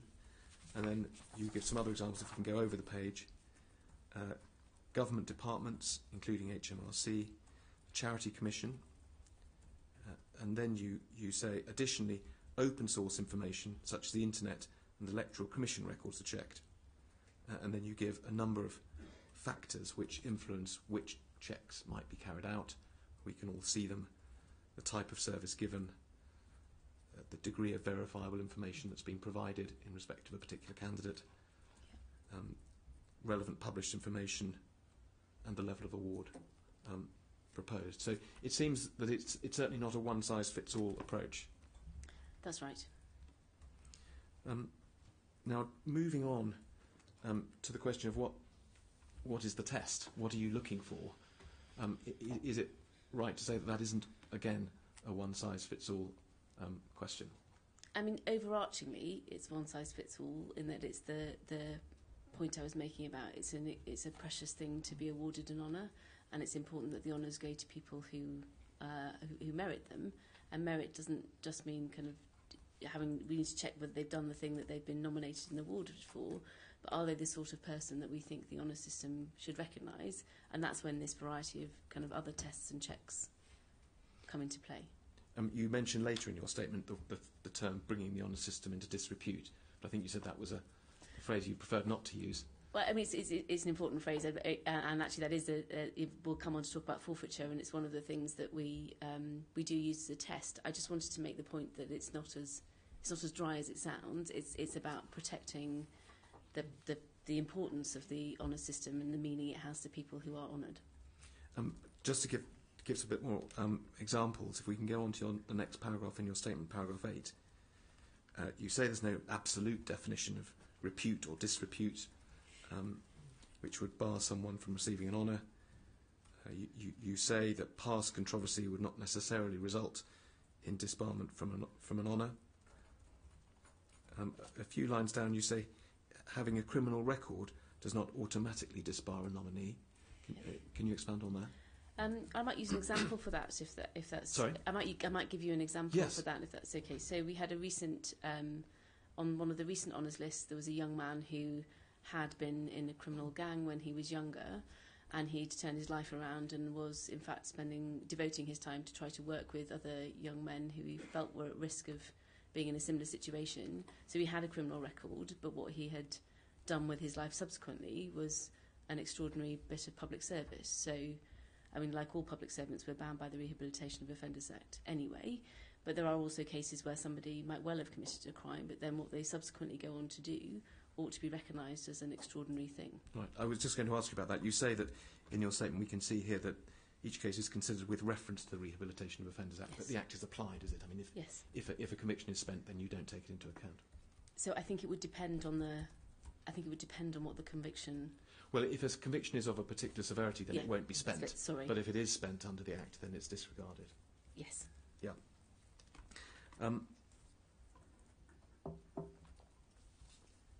Fine. So that is really the way in which the matter is considered. I'm going to come on to talk about forfeiture in a moment, but just before we leave the granting of the honour, you mentioned a few minutes ago that granting an honour isn't the same as removing an honour, and so even if the test is broadly, in broad terms, similar, keeping the system precious or not bringing it into disrepute, depending on which way you look at it, is there a slightly different approach taken in considering the probity matters, on the one hand to granting an honour and on the other hand to removing it?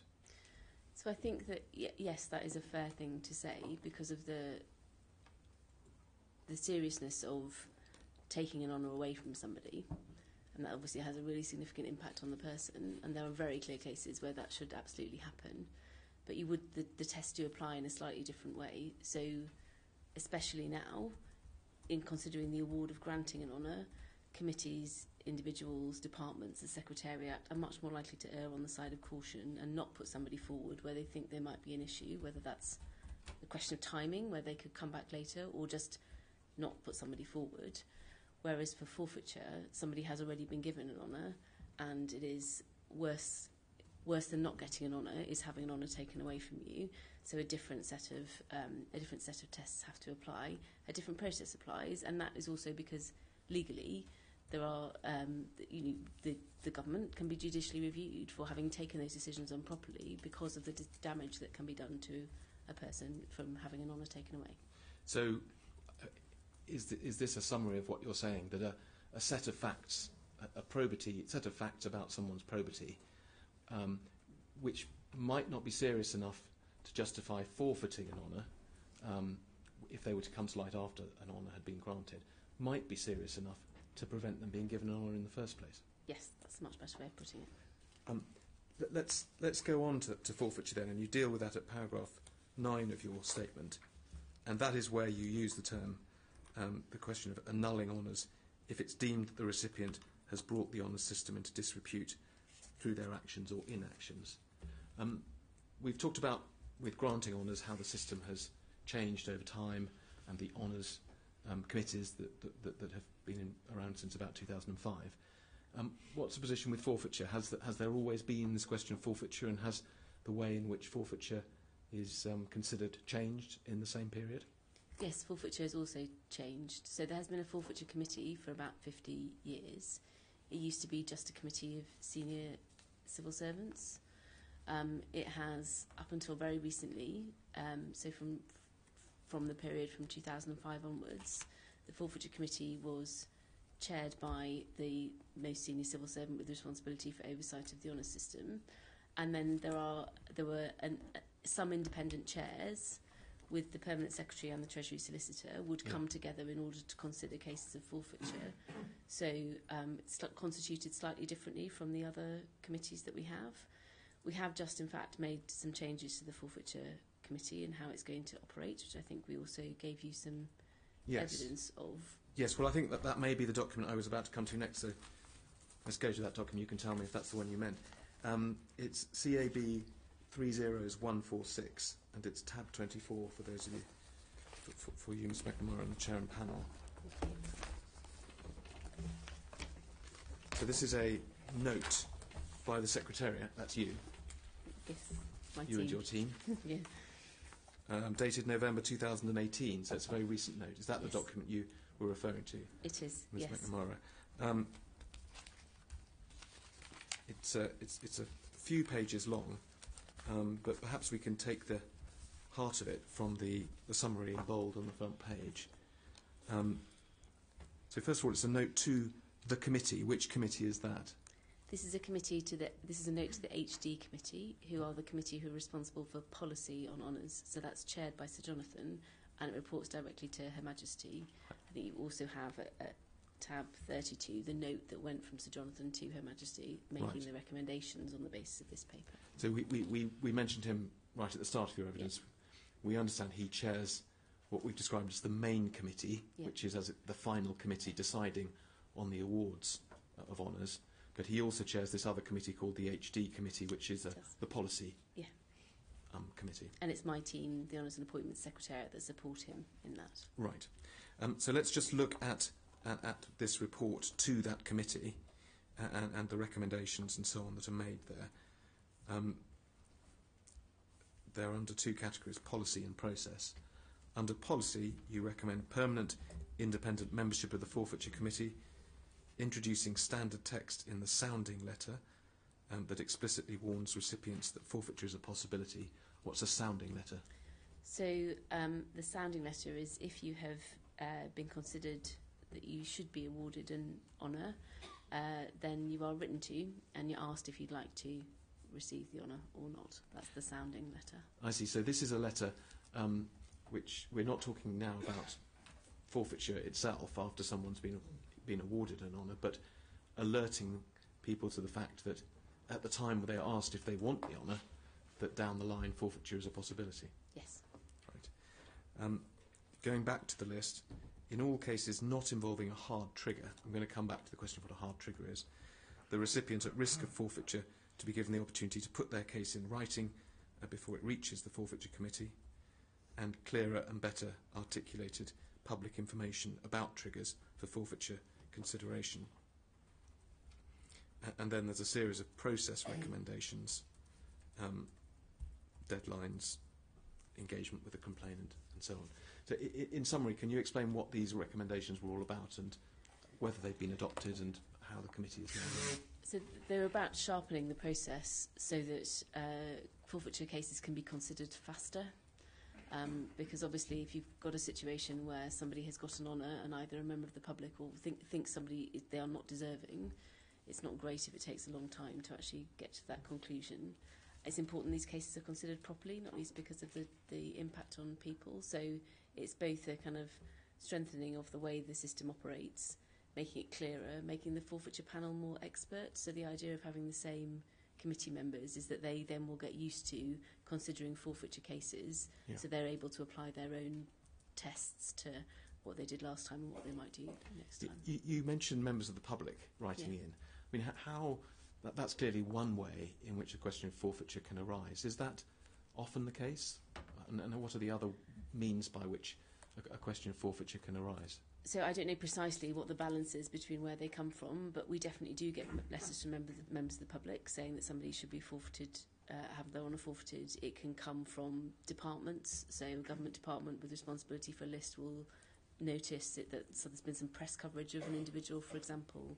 There's all manner of ways in which the Honours and Appointments Secretariat can be alerted to the fact that there might be a case to consider, and then what they do is decide what the process should be to put that decision back to the Forfeiture Committee. Thank you. Now, you mentioned, or rather the note mentioned, this term hard trigger, which is obviously seems to be a term of art. What is meant by it? So there's two hard triggers. The first is if an individual is struck off by their professional body. So I mentioned that we check when people are being honoured. We also will if somebody's struck off the medical register, for example, that will be a trigger for their case to be considered by the Forfeiture Committee. The other hard trigger is if somebody's got a criminal conviction with a 3-month sentence, and that can be suspended sentence or not. So those would be the two cases where we would be alerted by the police or by the department or by the professional body that somebody should be considered. Let's go back to your statement if we can, because this is you refer to these triggers there. So it's CAB 4040, and if we can go to page 3, it's paragraph 10.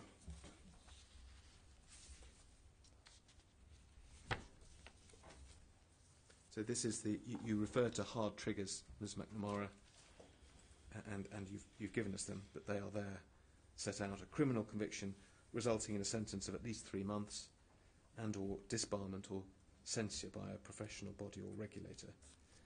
And the question is, how hard are the hard triggers? Do those mean that an honour will automatically be forfeit, or some other process? So there's still a decision to be made. So the forfeiture committee make a decision. I've not seen any evidence of them making anything other than the decision that an honour should be forfeited in those cases, but it still is a decision that would rest with them. If we can just go on to the next page, please. That's right, thank you. Just starting on the second line, you make the point, the committee is not an investigatory body. It doesn't decide whether or not someone is guilty or innocent of a particular act. Instead, it reflects the findings of official investigations and makes a recommendation of whether or not the honours system has been brought into disrepute. What is meant by that sentence? So that the forfeiture committee wouldn't seek to second guess a legal process or the process that a professional body had gone through. It wouldn't. Those would just be taken as read, that the judgment that had been made either by the law or by the professional body was right. There are hard triggers and there is a softer trigger, if you like, which is more what this sentence is referring to, about the honour system being brought into disrepute. And there is some in the bundle, some evidence of the notes where you can see this softer trigger being taken into account. So that would be, for example, where an individual had been awarded an honour for a particular reason, and then it becomes very clear subsequently that they should not have been given an honour for that particular reason because they have in fact been doing the opposite. Right. And those would be the more kind of judgment or case-by-case basis cases that the forfeiture committee would look at. So when you say that it's not an investigatory body, clearly if someone's been convicted and sentenced for a crime, it's not the role of the committee to, as it were, hear an appeal from that. No. But are you also saying that the committee will never try and inform itself more fully about the circumstances of an incident, particularly perhaps if it's not a case of a conviction, but something, as you say, something where a softer trigger is involved? They will try to inform themselves, so they will have a recommendation from the Secretariat, who will have spoken to the department or the relevant experts, whoever it is, and got the information about whether the honour should be forfeited.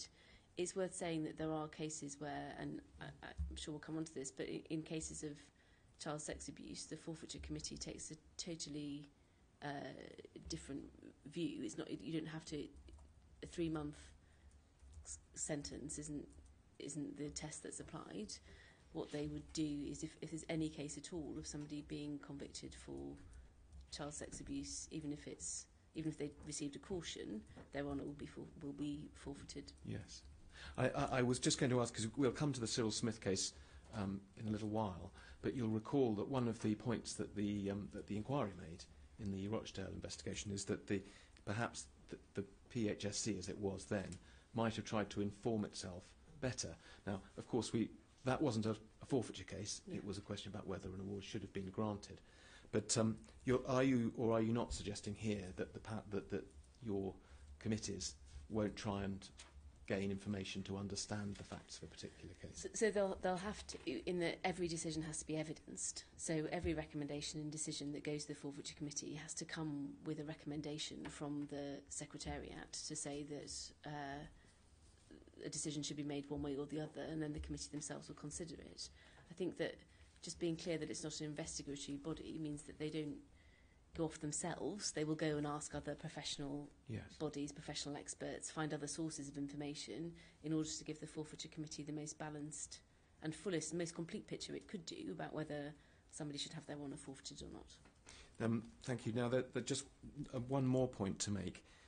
You've referred to the fact that the committee doesn't second-guess convictions or legal judgments of any sort. But will it act at a time when the legal process is still ongoing or not? So the forfeiture committee won't consider a case forfeiting an honour when the legal process is still ongoing. So it has to wait until after the not just conviction's been made, but the period of time when somebody could appeal a conviction, that the whole process is concluded. That's the point at which, because obviously the forfeiture committee can't undermine another part of the Crown or another part of our state system doing its work. Let's just have a look at a few of the documents in the file which relate to forfeitures. And the first one, which is perhaps summarises the position, at least as regards child sexual abuse is concerned, is behind tab 31 in the bundle, and for the screen it's CAB 30159.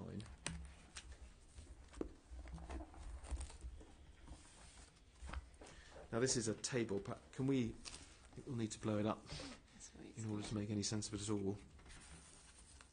I think we can see that then. Now, you've seen this before, I'm sure, Mr. McNamara, and you'll appreciate that certain entries on the table have been taken out because they don't relate to child sex abuse. So what we have here is a list, is it not, it's alphabetical, of cases where honours have been forfeited. We can see from the dates, but it's over the last sort of 5, 6, 7 years, something of that order. Yeah. And obviously we're not going to go into the detail of the passages that have been redacted, but is it right that those are cases where the honours have been forfeited for reasons other than child sex abuse? For example, forgery, fraud, professional misconduct, that sort of thing. I think that's right. My only hesitation is I think there may be a case which it's not appropriate to include because of protecting an individual. Right. Okay. Well, but many of them are for those other types of case. There's only one case I know of that is, as I've just referred to, it might be different. The rest of them are all for that reason. And tax avoidance is another one that comes up quite frequently. My understanding is yes. Yeah. So what we do see here, though, is that there are a large number, really, in the scheme of it, of cases where honours have been forfeited following criminal convictions for offences of child sex abuse of one form or another.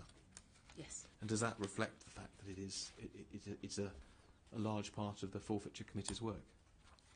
Yes, I think it is, and it's thanks to the bravery of individuals coming forward and people being more conscious of child sex abuse and the consequences, we are seeing many more members of the public writing in and pointing out cases where they think honours should be forfeited, as well as seeing the police cases come through to us from the police. So, yes. Sadly, yes.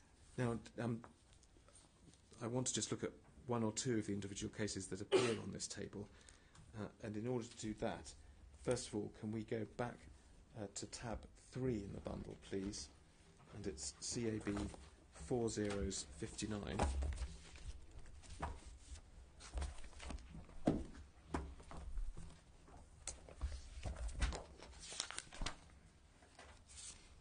And if we can go to internal page 5, please.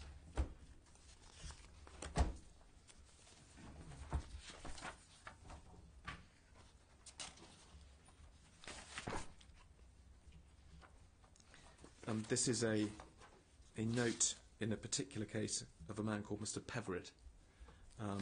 We can see, don't ask you to go over the page at the moment, but we can see it's dated, in fact, 2000, so some time ago. Yeah. And this, just looking down the page, is a case of a man who was awarded the OBE in the New Year's Honours List at 1996. He had been Director of Education of the Incorporated Association of Preparatory Schools, and we see that he was a teacher at Dulwich College Prep School for 30 years between 1960 and 1990, and then he was headmaster after that.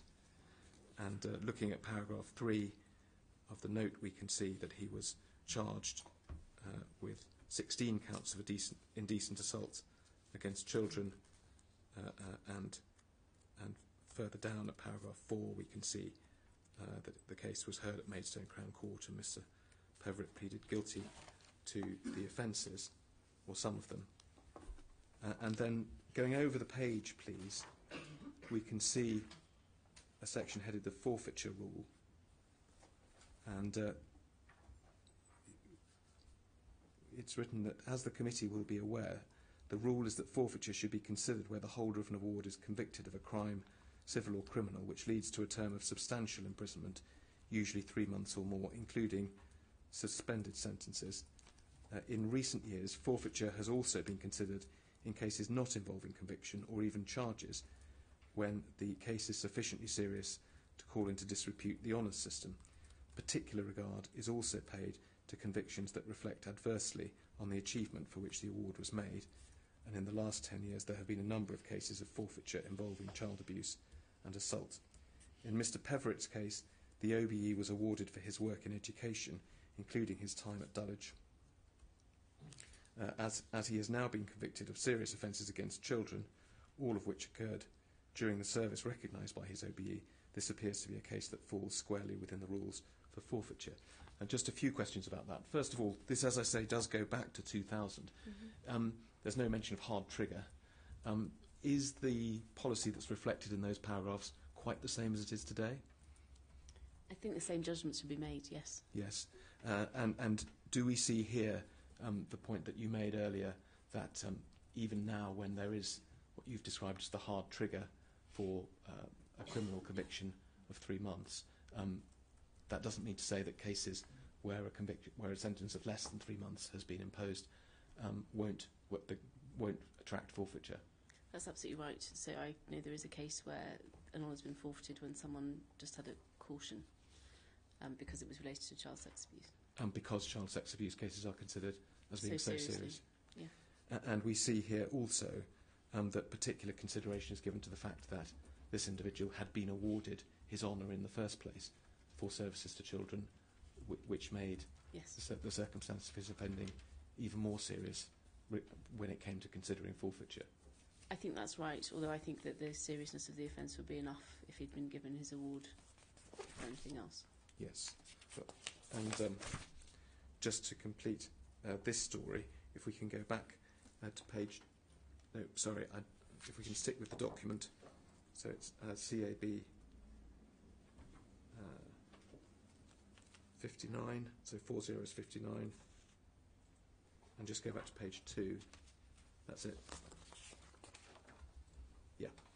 We see there that the Forfeiture Committee had reviewed the case and agreed that forfeiture should take place.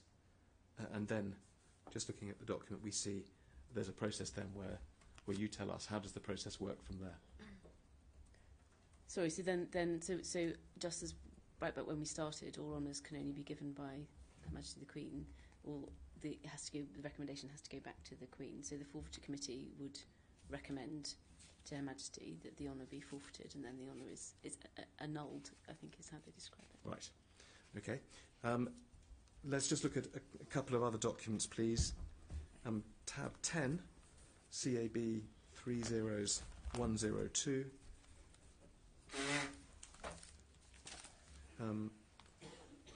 These are documents relating to Rolf Harris. You see from the top paragraph he'd been awarded the CBE, OBE and MBE in different honours lists. There's a description of the jail sentence that Rolf Harris had received. And if we just zoom in on the third paragraph, we see there that Harris sought to appeal against his sentence in August 2014. His initial appeal application was refused in October 2014, and then the appeal was abandoned in December of that year. And then we see it said that the Forfeiture Committee was required to wait until the time period in which he could appeal against his conviction had elapsed before they could look at the case. So do we see there the point you made earlier, that the Forfeiture Committee won't act until all question of appeal has disappeared? Yes, they have to wait till the process is concluded. Thank you. Just another document, please, tab 30 and CAB 30155.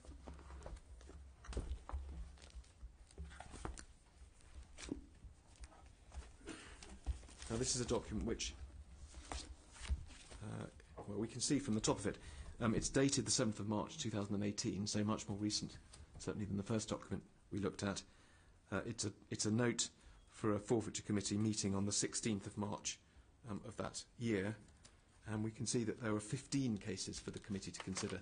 Just give us, is it possible to generalise about how many cases are considered by the Forfeiture Committee each year? How often does it tend to meet, or is it impossible to say? I don't know, I'm afraid. No, but in any event, we can see here that they were considering quite a number of cases on that occasion. Yes, and partly because of the increasing demand that's partly why some of the changes that I talked about have been put in place. So the forfeiture committee will from now on meet more regularly rather than wait until there's a set of things to consider.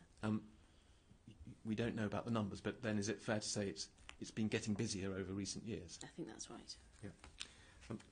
Let's just look at a couple of cases within this set of papers, please.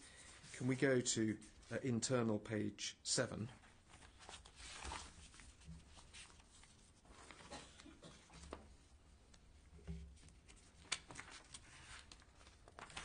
This is just a slight variation. It involved a case called David Cheshire, who had been awarded a CVO in 2004. We see from looking here that he was charged and tried at Snaresbrook Crown Court in October 2015 on charges of sexual offences against children that had been committed between 1995 and 1998. But at the trial he was found unfit to plead because of his mental condition. He'd had a stroke and also he had Alzheimer's. But as we see from the paragraph below, there was then what's known as a trial of the facts. And on that trial of the facts, he was found to have committed the acts in question. And if we can go over the page. That's right.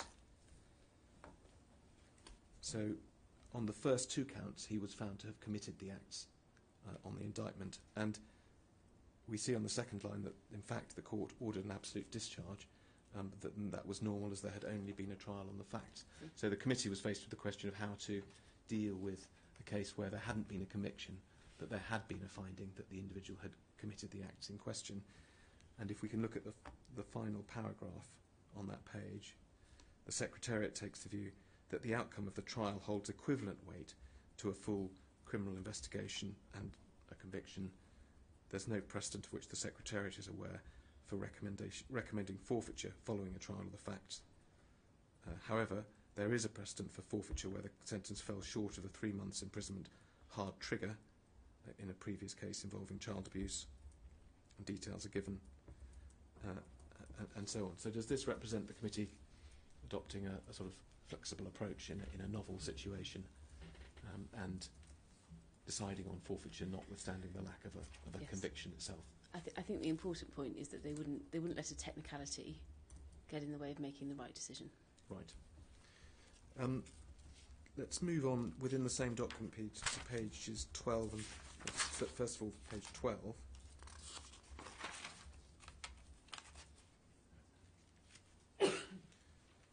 I just wanted to take you, we don't need to go to the full detail of this one, but we just see from this paragraph that the person whose name has been redacted had been awarded an OBE in 2010, and that in some years later, in 2016, a member of the public had made a serious allegation against him, accusing him of historic charges of indecent assault. And as we see further on in the document, in fact, that turned out to be accurate, but that police checks are not routinely carried out on OBE nominees, and there was no knowledge at the time of the award that this individual had this history. So, you remember I asked you about that earlier. Was this a feature of some cases that historic convictions turned up and that hadn't been considered at the time an honour was granted? So, yes, this is why we've changed the system so that everybody is now checked. So this couldn't, the system, assuming the system works properly, this couldn't happen anymore, because even for an award of an OBE, individuals are There would now be a checked. police check, and there wasn't before. That's true. Right, thank you. And then lastly, in this document, if we can go on to page 23, we see that this committee last year was also considering honorary awards. So that's not a point we've made, but honorary awards made people who aren't British citizens, is that right? That's right. In this case, two relatively well-known people, Harvey Weinstein and Kevin Spacey. There's a record, reference at paragraph 19 to the allegations that have been made against those two men.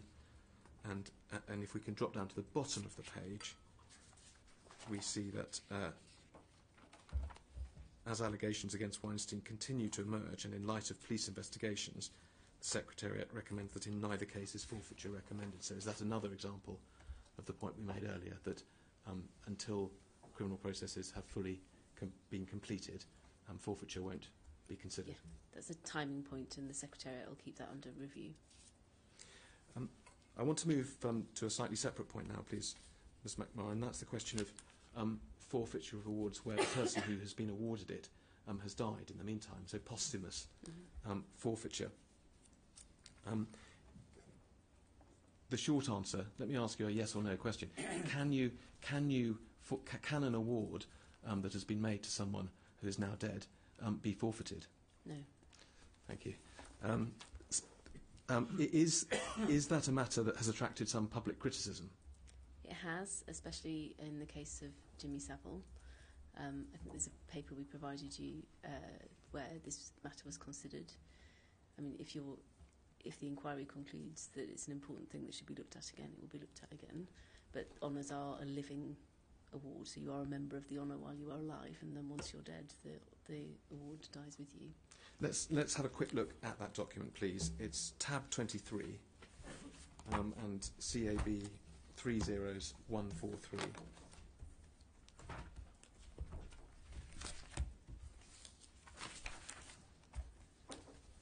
And it starts, if we look at the first paragraph, it makes the point that recent press coverage about the late Jimmy Savile has led to calls for a, quote, change in the law to allow forfeiture of honours from deceased individuals.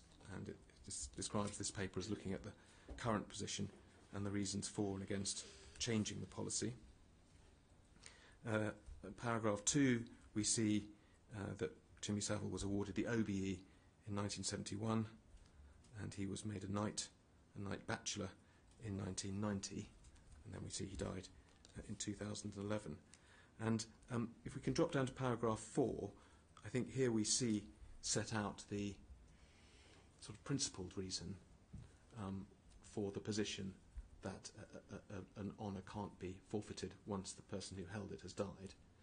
And in a nutshell, is that because the idea is that someone only holds an honour during their life, and once they die, the idea of them still holding it doesn't follow.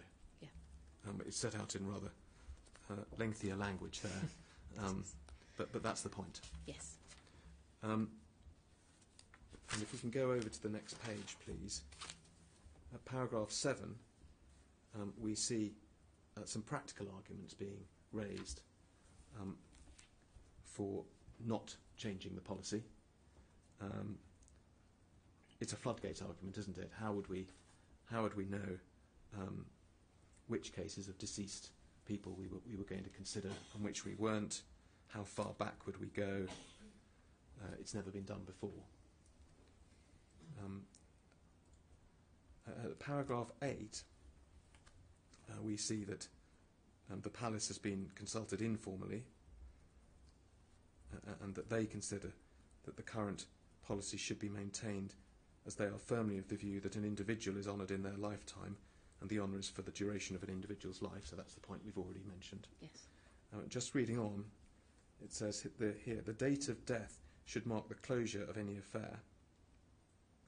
There is also the question of what advantage there would be in the forfeiture committee considering cases concerning deceased individuals.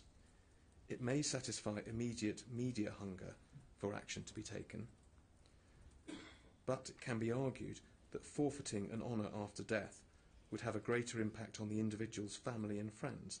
They would be the ones to suffer rather than the individual.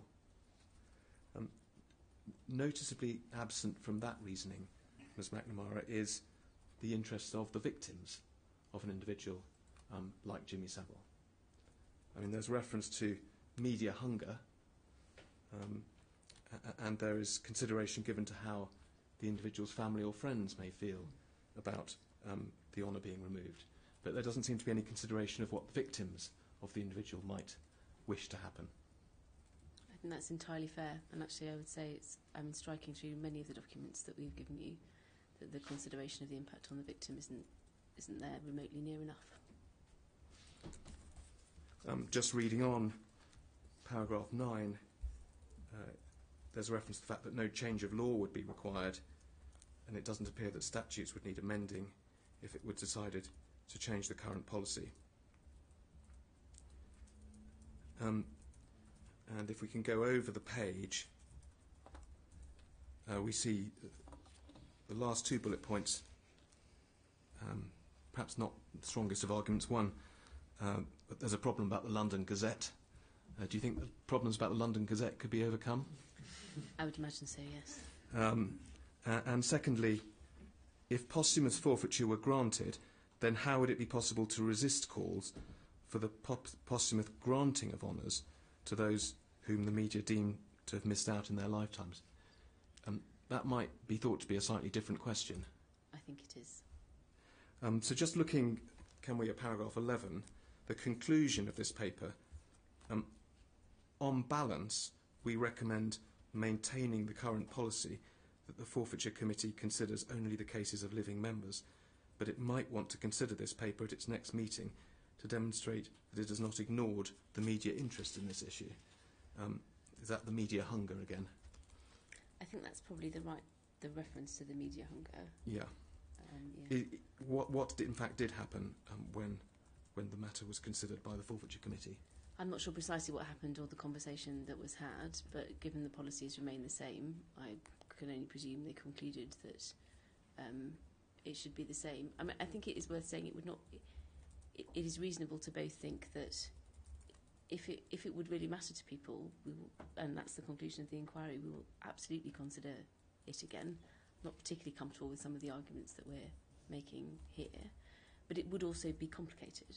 And I think that's a fair thing to say, that actually trying to apply forfeiture to people who have died, I mean, it's even more complicated about they obviously can't make representations, and so it wouldn't be straightforward. Now, it never makes comfortable reading, hearing an administrative reason to not do something important, but it wouldn't be straightforward. Would it be fair to say that the use of the words "on balance" mean that the person who wrote that report thought that the arguments were fairly evenly balanced?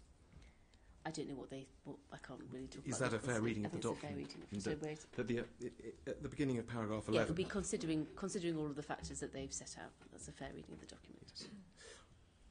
All right. Well, I think that's all I wanted to ask you about that document. Let me just ask you some questions, Ms McNamara, about Jimmy Savile. This paper was obviously generated by his death, and we saw that he was awarded some honours in his life, and I want to just show you some documents relating to that and ask you one or two questions about it. So to do that, can we go to tab 26, please, first of all, and CAB 30150.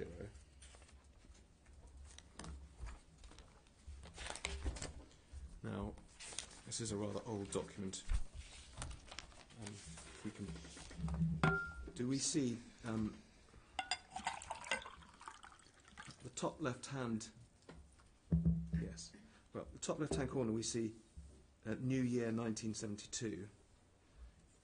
Might that be the honours list for which the proposal was being made? It perhaps doesn't matter very much. I'm not sure. No, but that gives us a rough date for this document anyway. And it relates, doesn't it, to Jimmy Savile? Yes. We see that at the top. And it is. Can you tell us what this document is? So I think this looks like the citation.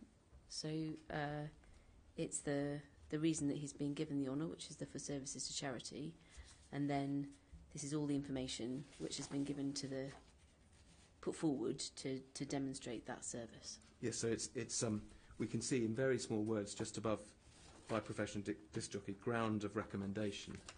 Yes.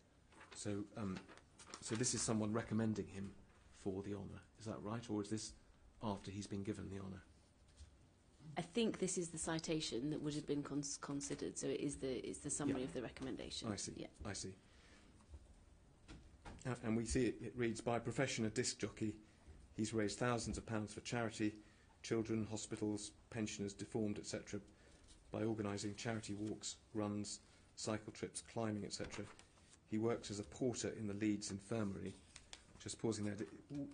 Was this document actually a document which was written by the Leeds Infirmary? So was the Leeds Infirmary proposing him for this honour, or can we not say? I don't know, I'm afraid.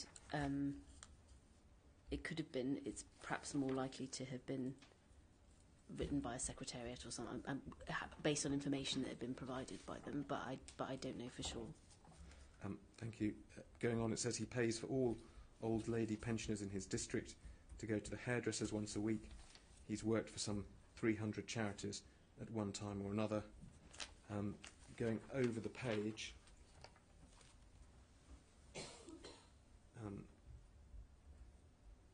that's right. There's a reference, for example, picking it up about 7 or 8 lines down, there's a sentence that starts, wherever he goes, all heads of departments have spoken highly of his work. The surgeon in charge of the casualty department says that Mr. Saville is extremely good with all the patients, and especially so with children.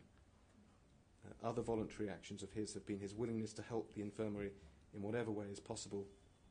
For instance, in 1968 there was a fire in one of the wards on Whit Saturday.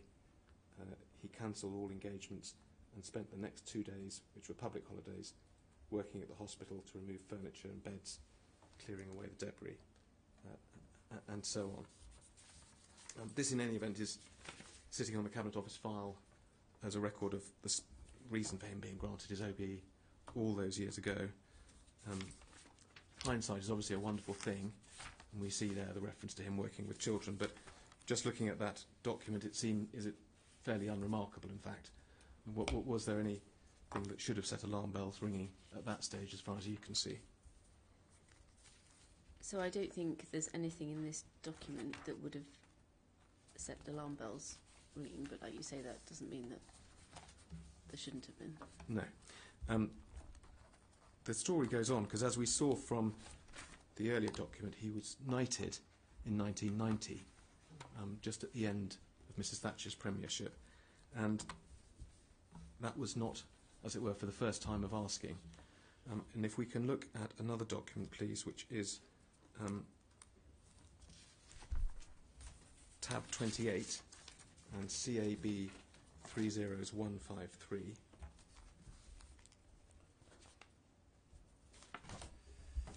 This is a document which pulls together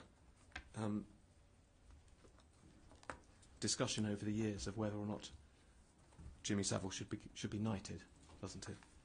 And so we see, first of all, when the New Year's list for 1984 is being considered, we see RTA. Would that be the Cabinet Secretary? It is. Sir Robert Armstrong. Sir Robert Armstrong, yeah. Lord Armstrong, as he is now. He gave evidence earlier this week. And so do we read this as a note from him to the Prime Minister? So I think these are extracts of wider notes that he's written to the Prime Minister. Yes. So within this document, we've drawn off, or someone has drawn off, the discussions about Jimmy Savile. But what we read is a note that he wrote. It's an extract from it. Yeah. So he says, my committee, so that would be the then Honours Committee that he was chairing. Yes. My committee did not feel that sufficient time had elapsed since Mr. Savile's unfortunate revelations in the popular press in April of this year. As I think we see from another entry further down, there had been some sort of news article in April 1983 in which Jimmy Savile had referred to various sort of scandalous ways of living. He is much in the public eye, and it's unlikely that the lurid details of his story will have been forgotten. I fear it would be best if Mr. Savile were to wait a little longer. If you like, is an extreme example, but one of the sort of presentational issues that you mentioned earlier. So, regardless of merit, it's just not the right time. So I think it is a presentational issue, and as you say, it's none of the much more serious allegations that were made later, but this was about, I think it's a Sun story somewhere in the document. Yes. And then we see the Prime Minister. The Prime Minister would like to recommend Mr. Jimmy Savile, but agrees that the New Year list would be too soon after the press revelations earlier this year. She would like Mr. Savile considered for the birthday list, so that'd be the next one. Yeah. And then, in fact, we see, just moving down the page, the Cabinet Secretary nudges him off again.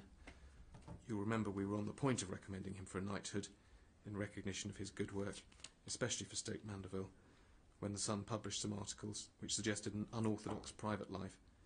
The lapse of time has served only to strengthen the doubts felt about a knighthood for Mr. Savile.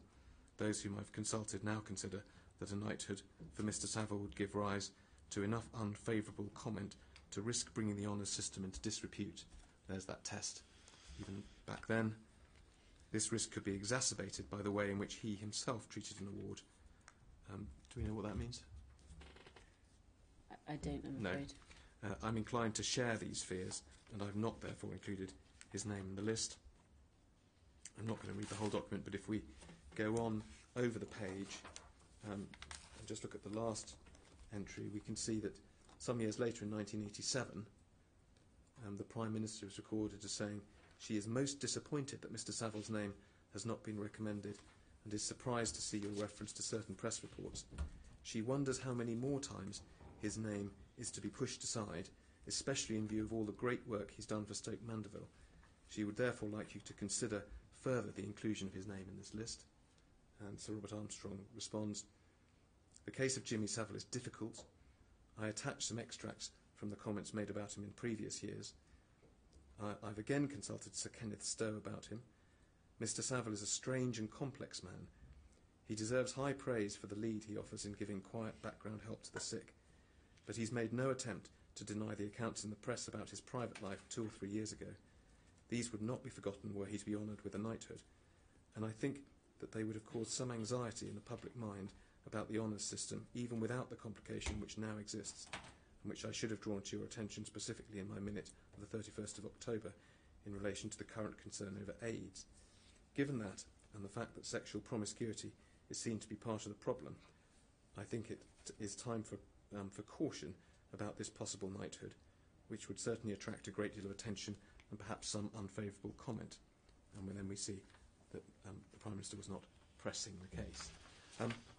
Obviously of some historical interest, but more generally we see quite a lively debate going on between the Prime Minister and Sir Robert Armstrong and his committee. Is that type of debate where a Prime Minister wants someone to be granted an award or honour, but the committee pushes back time and time again, is that now of historical interest only, or is there still, without naming names, is there still that sort of lively debate between the Prime Minister and the committee? So the system works completely differently now. So this is pre-independent committees. Yes.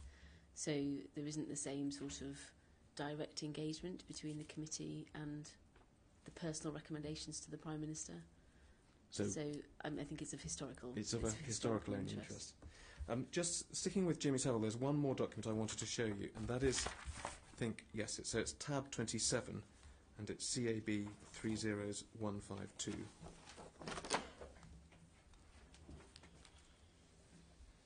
So this is dated, we see, the 7th of July, 1998. So it's some time later. It's after Jimmy Savile's been awarded, long time after his OBE and also after his knighthood, but some years still before he died. He didn't die until 2011.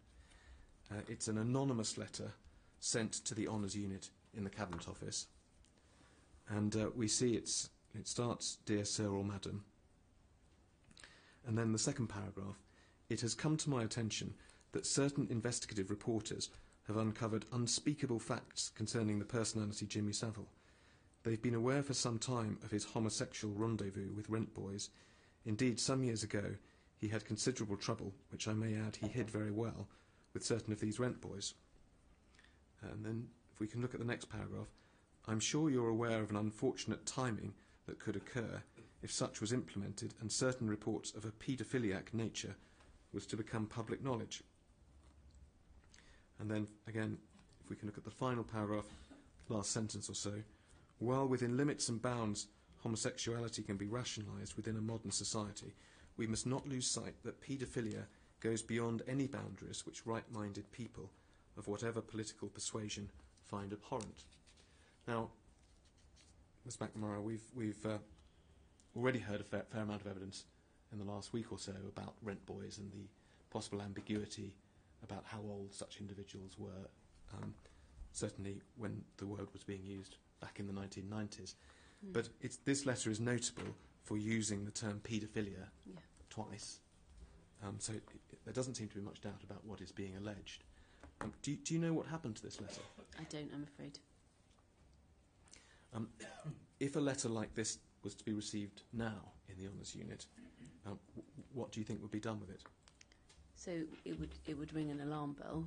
So one of the things I don't understand about the letter is it talks about a potential further award or something, which Sir Jimmy Savile had his knighthood in 1990. So if a letter like this came in and it was about somebody who was currently being considered for an award, that would be material, obviously. So the Secretariat would alert the relevant department and talk to them first and try and find out if there was other similar concerns. So it would start a process if the person who the anonymous letter was referred to was being considered for an award. If this was about somebody who was already receiving an award, it would similarly, someone who had an award, it would similarly now, if we had a letter like this which mentioned paedophilia, we would start the process for working out whether there should be something that should be brought back to forfeiture. So if a letter like this arrived with my team today, I can't comment on what was done at the time because I don't know, but I know that we would do something. What about something even more basic than that? On the face of it, the allegation that this letter is making is of criminal conduct. Yeah. You don't know about 1998, but now a letter like this, would it be passed to the police? Any allegation of criminal, anything we discovered or heard was criminal, we would pass to the police, yes, and do.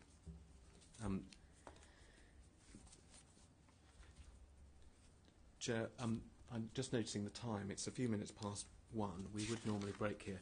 I've probably got about another 15 or 20 minutes of questions for Ms McMahon. I'm in your hands as to whether you want to carry on and finish before the break, or whether you'd like to break now and come back at 2 o'clock. We will carry on just now. Thank you. Thank you. Ms McMahon, let's just go, if we can, just following that train of thought, to a document at tab 25 in the bundle, which is CAB 30148.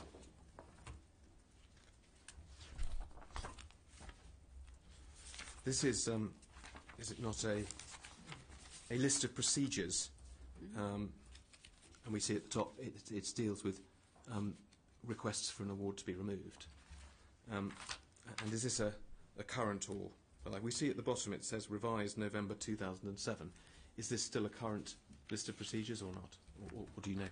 So this document itself was from 2007. Broadly speaking, the process is the same. This is an administrative document. The timings are slightly different. The team operate in a different way, but on all the important substance, it's the same. I don't want to take you through the detail of this. It really was to ask you about the same point, because we don't see in here any reference to the possibility of passing information to the police if, as part and parcel of the correspondence suggesting that an award should be removed, an allegation of criminal conduct is made. Can you tell us, is that dealt with in other policies? You've already given evidence that such information would be passed to the police. So the team don't have a similar, there isn't a kind of newer version of exactly this document, but the process they follow is they do refer issues of criminality or suspected criminality to the police, in the same way that any public servant would do. Right, thank you. As I said, I've got a few more questions for you, really on 2 subjects. The first about some historic documents about Peter Hayman, and then finally on Cyril Smith. So can we just go to the Peter Hayman ones, please, first? Or, in fact, before we go to the documents, you've seen the documents, I imagine. The inquiry have heard some evidence about Sir Peter Hayman, and we will hear more evidence later on in the hearings. As you're probably aware, he was a former High Commissioner to Canada. He was knighted. There was an incident where pornographic material was found in a brown envelope on a bus, and to cut a fairly long story short, traced back to him. Evidence was established that he was a member of the Paedophile Information Exchange. he wasn't prosecuted for sending obscene material through the post, which was something that he was considered to be prosecuted for. That all happened in the sort of late 70s, but sometime later he was convicted of gross indecency when he was caught with a man in a public lavatory. And that's, I think, the factual context for the papers that we've got in this file. So if we can go back to tab 5, please. And it's CAB 4077. And it's page, internal page 17.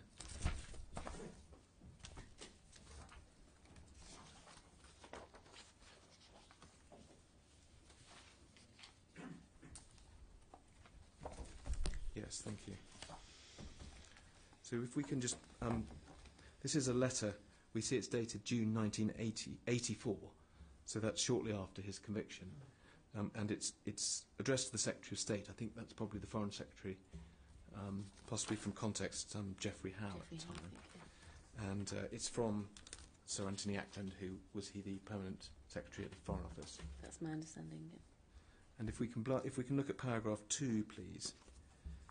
We can see, you will remember some years ago, Sir Peter Hayman was alleged to be involved in an organisation called the Paedophile Information Exchange, a homosexual organisation putting those inclined in touch with young boys. Sir Peter was not charged with any offence, but there seemed to be a good deal of circumstantial evidence of his involvement to some extent, and he certainly did not bring any libel action, nor were there categorical denials that I'm aware of. Since then, he's been charged and convicted earlier this year of an act of gross indecency in a public place. This actually appeared to involve another consenting adult in a public lavatory. There was some publicity of this, and one comment in the Daily Express asking whether he should be allowed to retain his knighthood and other decorations.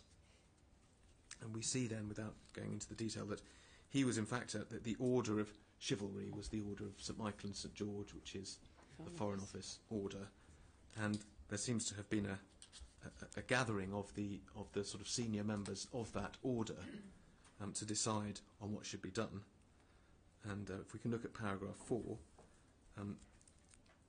as regards Sir Peter Hayman, Lord St Bride's thought that the officers of the order should recommend that he be stripped, since to do nothing might offend members of the order and possibly members of the general public and appear ineffective. The Dean of St Paul's also took this view, largely because of his anxiety to protect young children, although Sir Peter Hayman was not specifically convicted of any charge in this respect. All those present said their feelings were a mixture of repugnance and compassion, and Sir Charles Johnson and I, taking into account the publicity and the sadness caused to Sir Peter's family, felt that compassion should be uppermost. The prelate, Bishop Woods, suggested that Sir Peter Hayman should be given a formal warning by him to the effect that if there was any recurrence of these activities, or if they came to the notice of the officers of the order, with or without publicity, there would be no alternative but to recommend the stripping of his knighthood. And there's more consideration if we can go over to the next page and look at the final 3 paragraphs. We see Sir Anthony Ackland summarising, looking at paragraph 6. There are difficult moral and presentational issues here. I think that something needs to be done, and that Bishop Woods' suggestion of a formal warning is not a bad one.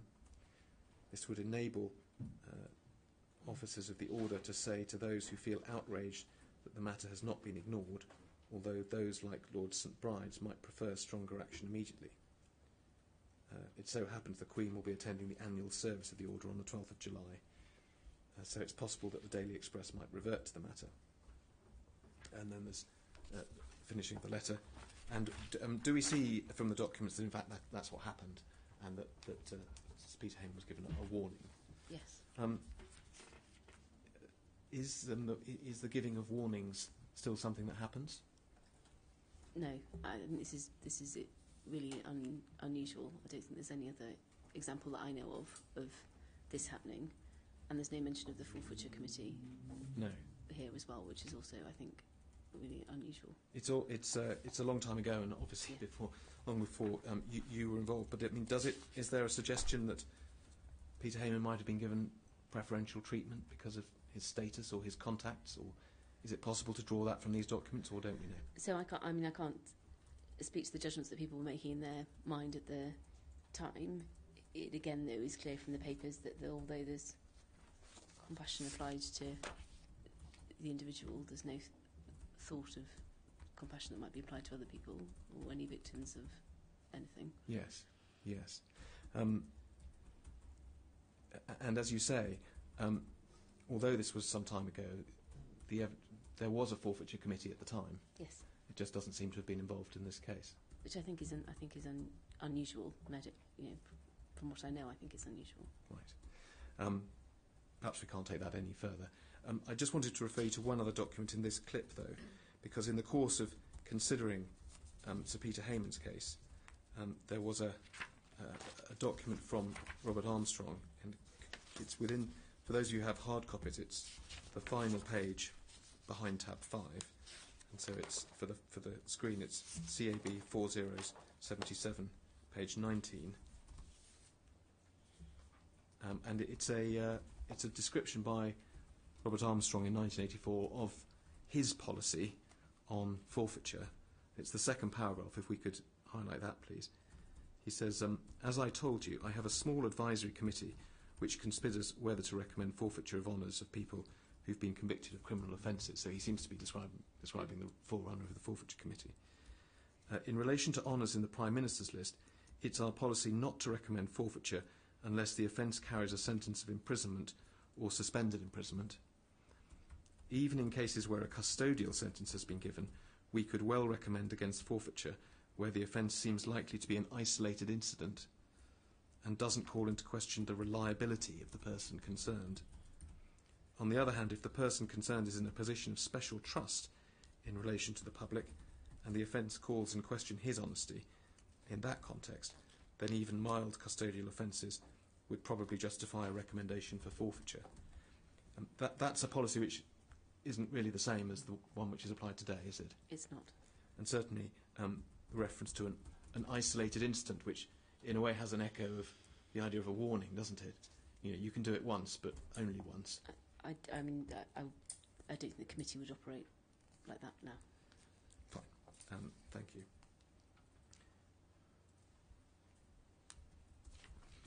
Good. Well, I just want then finally to ask you some questions about Cyril Smith, please. Now,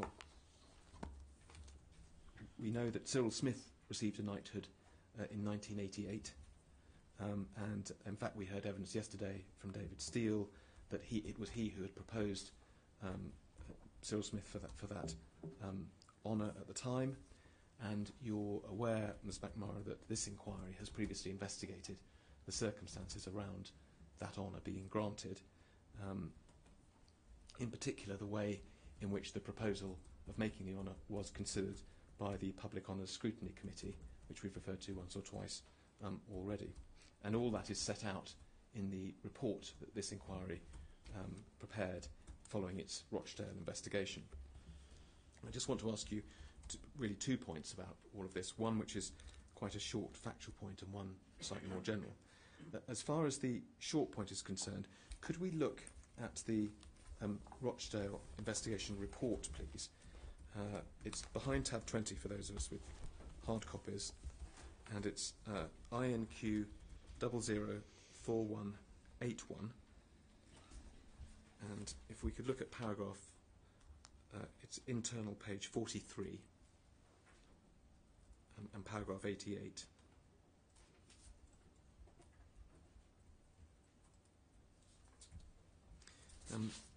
The purpose of this point, Ms McNair, is just to fill in a little bit more of the chronology than was available at the time of the Rochdale investigation. We see at paragraph 88 there's a reference to the inquiry having obtained documents from the Cabinet Office. Just pausing there, it's right, isn't it, that the searches for documentation that have been undertaken for this investigation are much wider within the Cabinet Office than the searches that were done prior to the Rochdale investigation, for understandable reasons, because then the focus was simply on Cyril Smith, and now the searches have been conducted across honours files generally. That's right.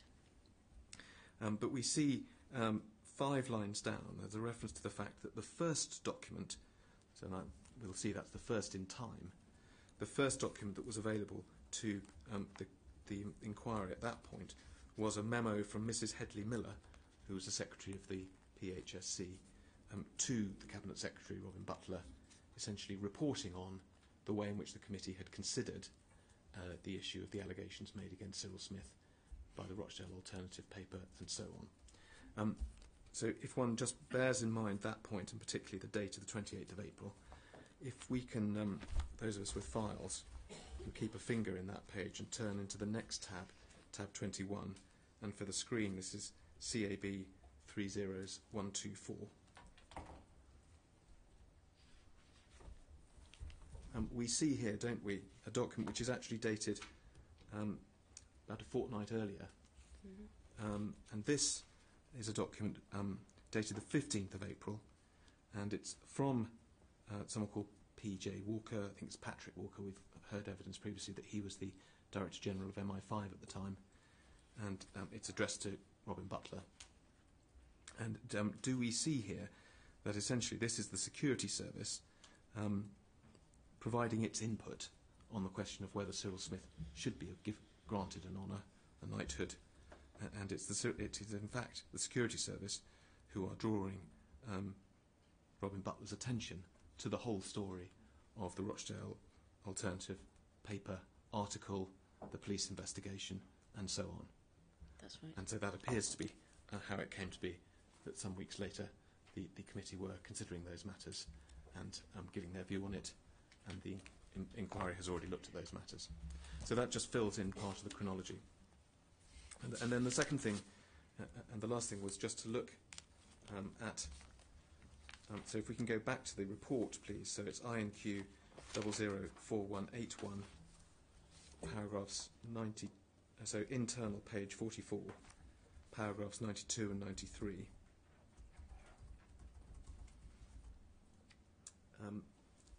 If we just see, this is what the inquiry said following its Rochdale investigation, Ms. McNamara.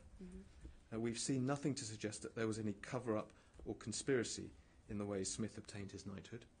On the contrary, it's clear that there was some frank discussion at the highest level of British politics about the 1969-1970 police investigation and the 1979 press articles.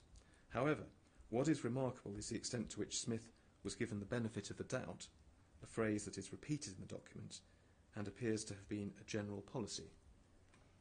There are a number of striking aspects to this correspondence. It makes plain that the PHSC brought no independent judgment to bear upon the allegations made against Smith.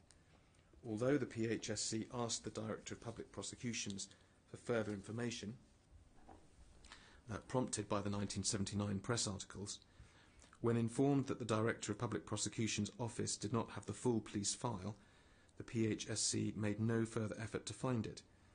This meant that it was uncited on the substance of the allegations. The necessarily general comments by Mr. Green about his predecessor's reasoning in the 1970 advice letter were thought to be sufficient, and no further questions were asked about it. The decision not to prosecute was of itself regarded as all-important. Had the PHSC known of the police view of Smith, or of the content of the allegations, it may well have been troubled by them. It's also clear from the correspondence that what was of most concern to the PHSC was fairness towards Smith and concern for the reputational risk to the honours system caused by adverse media coverage. Concern for those who may have been abused by Smith did not feature. Moreover, the documents show a marked tendency to take Cyril Smith's progress in local and national politics, along with his previous honour, as evidence the allegations were unlikely to be true. This demonstrates a significant deference to power and an unwillingness to consider that someone in a position of public prominence might be capable of perpetrating abuse. This matters because the conferring of a knighthood on Smith was to make him even more powerful. Now, that was the inquirer's report, and what it amounts to is a criticism of the way in which the honours system operated in Cyril Smith's case. And would you agree that some of the criticisms that were made, in fact, have echoes in some of the documents we've looked at this morning, particularly the older documents. Yeah. In particular, perhaps the idea of giving Sir Peter Heyman another chance. There seems to be an echo of that in the criticisms made about Cyril Smith's case. I agree. And does the Cabinet Office accept the inquiry's criticisms about the historic processes that were employed in that case? Absolutely. I mean, the only thing I would say is that I think that precisely to your point you started with the different papers, I think there was more of an attempt to find out, to establish something of the facts that was made, but that doesn't change the substance of your point you've made about being given the benefit of the doubt. Yes. And not considering the victims. And that's absolutely fair criticism. This is obviously a hypothetical question, but how would a similar case, like the set of facts that presented itself to the PHSC at the time it was considering Cyril Smith's knighthood, can you give us an idea of how that set of facts would be considered now, and in particular any differences in the way those facts would be considered now? So I obviously can't talk to what was in the minds of the people when they were making these decisions, but if I think that if a nominee came forward for knighthood to any of our committees and there was allegations of something this serious, criminal activity involving abuse of children, I can't conceive of the committee being willing to take a risk of putting somebody where there was that level of serious allegations forward. Not at the very least, they would want to really be sure that there wasn't a problem. So I think the benefit of the doubt would go exactly the opposite way, if you like. It would be more that they would not be prepared to take a risk until they knew that it wasn't a problem. And as part of that, do you think that more inquiries would be made under the present system than seem to have been made back then? I would imagine so. I mean, obviously, I only know what was in the papers here. There may well have been more things that weren't recorded and more conversations, but yes, and I don't think a committee either at any stage would be willing to put this forward with this sort of a risk. You do address this in your statement, and I'd just like, finally, I think, to take you to that part of it. So it's going back to your statement, which is CAB 4040, and it's internal page 8. And it's paragraph 23. And you say that the key difference in approach between the Smith nomination and current practice is that the honours system now gives far greater weight to any potential, suspected but not yet evidenced, issue of integrity. This is particularly the case where police or regulatory investigations are current. Then you say this: an allegation of child abuse against an honours nominee, if it became known during the selection process, would now without question fall into the category of an issue of repute, so serious as to effectively prevent their consideration until there was absolute clarity as to the substance of the matter. Now, just thinking about the facts of Smith's case, the allegations had been made. In one sense, it was unresolved because there'd never been a trial. But it wasn't like those cases we've been looking at, the forfeiture cases, where, as it were, there are ongoing proceedings and one needs to wait until the end. And there was no further process in prospect in Cyril Smith's case. So when you talk about absolute clarity, what do you mean there? So the Smith case is a very hard hypothetical to compare because there's so many things, I think, about the Smith case that wouldn't be true now. I think that the hesitation that would be appropriately applied in the nominating department, in the initial committee, at every stage, people would be unwilling to put someone forward with the seriousness of the question mark that I think from the papers that I have seen was around Cyril Smith. It's unimaginable to me that a committee would be willing to put somebody forward with that level of seriousness of allegation. I just can't. Because to go back to where I started from, nobody has a right to an honour. They're bestowed on people as thanks for great public service. So you wouldn't take a risk of doing that now, I don't think. Thank you very much. Ms McNamara, those are all the questions I have for you. It may be that the Chair and panel have some questions for you. No, we have no questions. Thank you very much, Ms McNamara. Thank you. Thank you very much, Ms. Mayor. Thank you.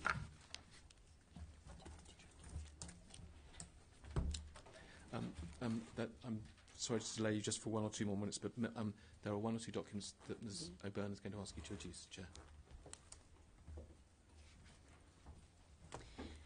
Chair, we ask you to adduce 2 documents, each in full. The first is CAB 000159, to which Mr O'Connor referred.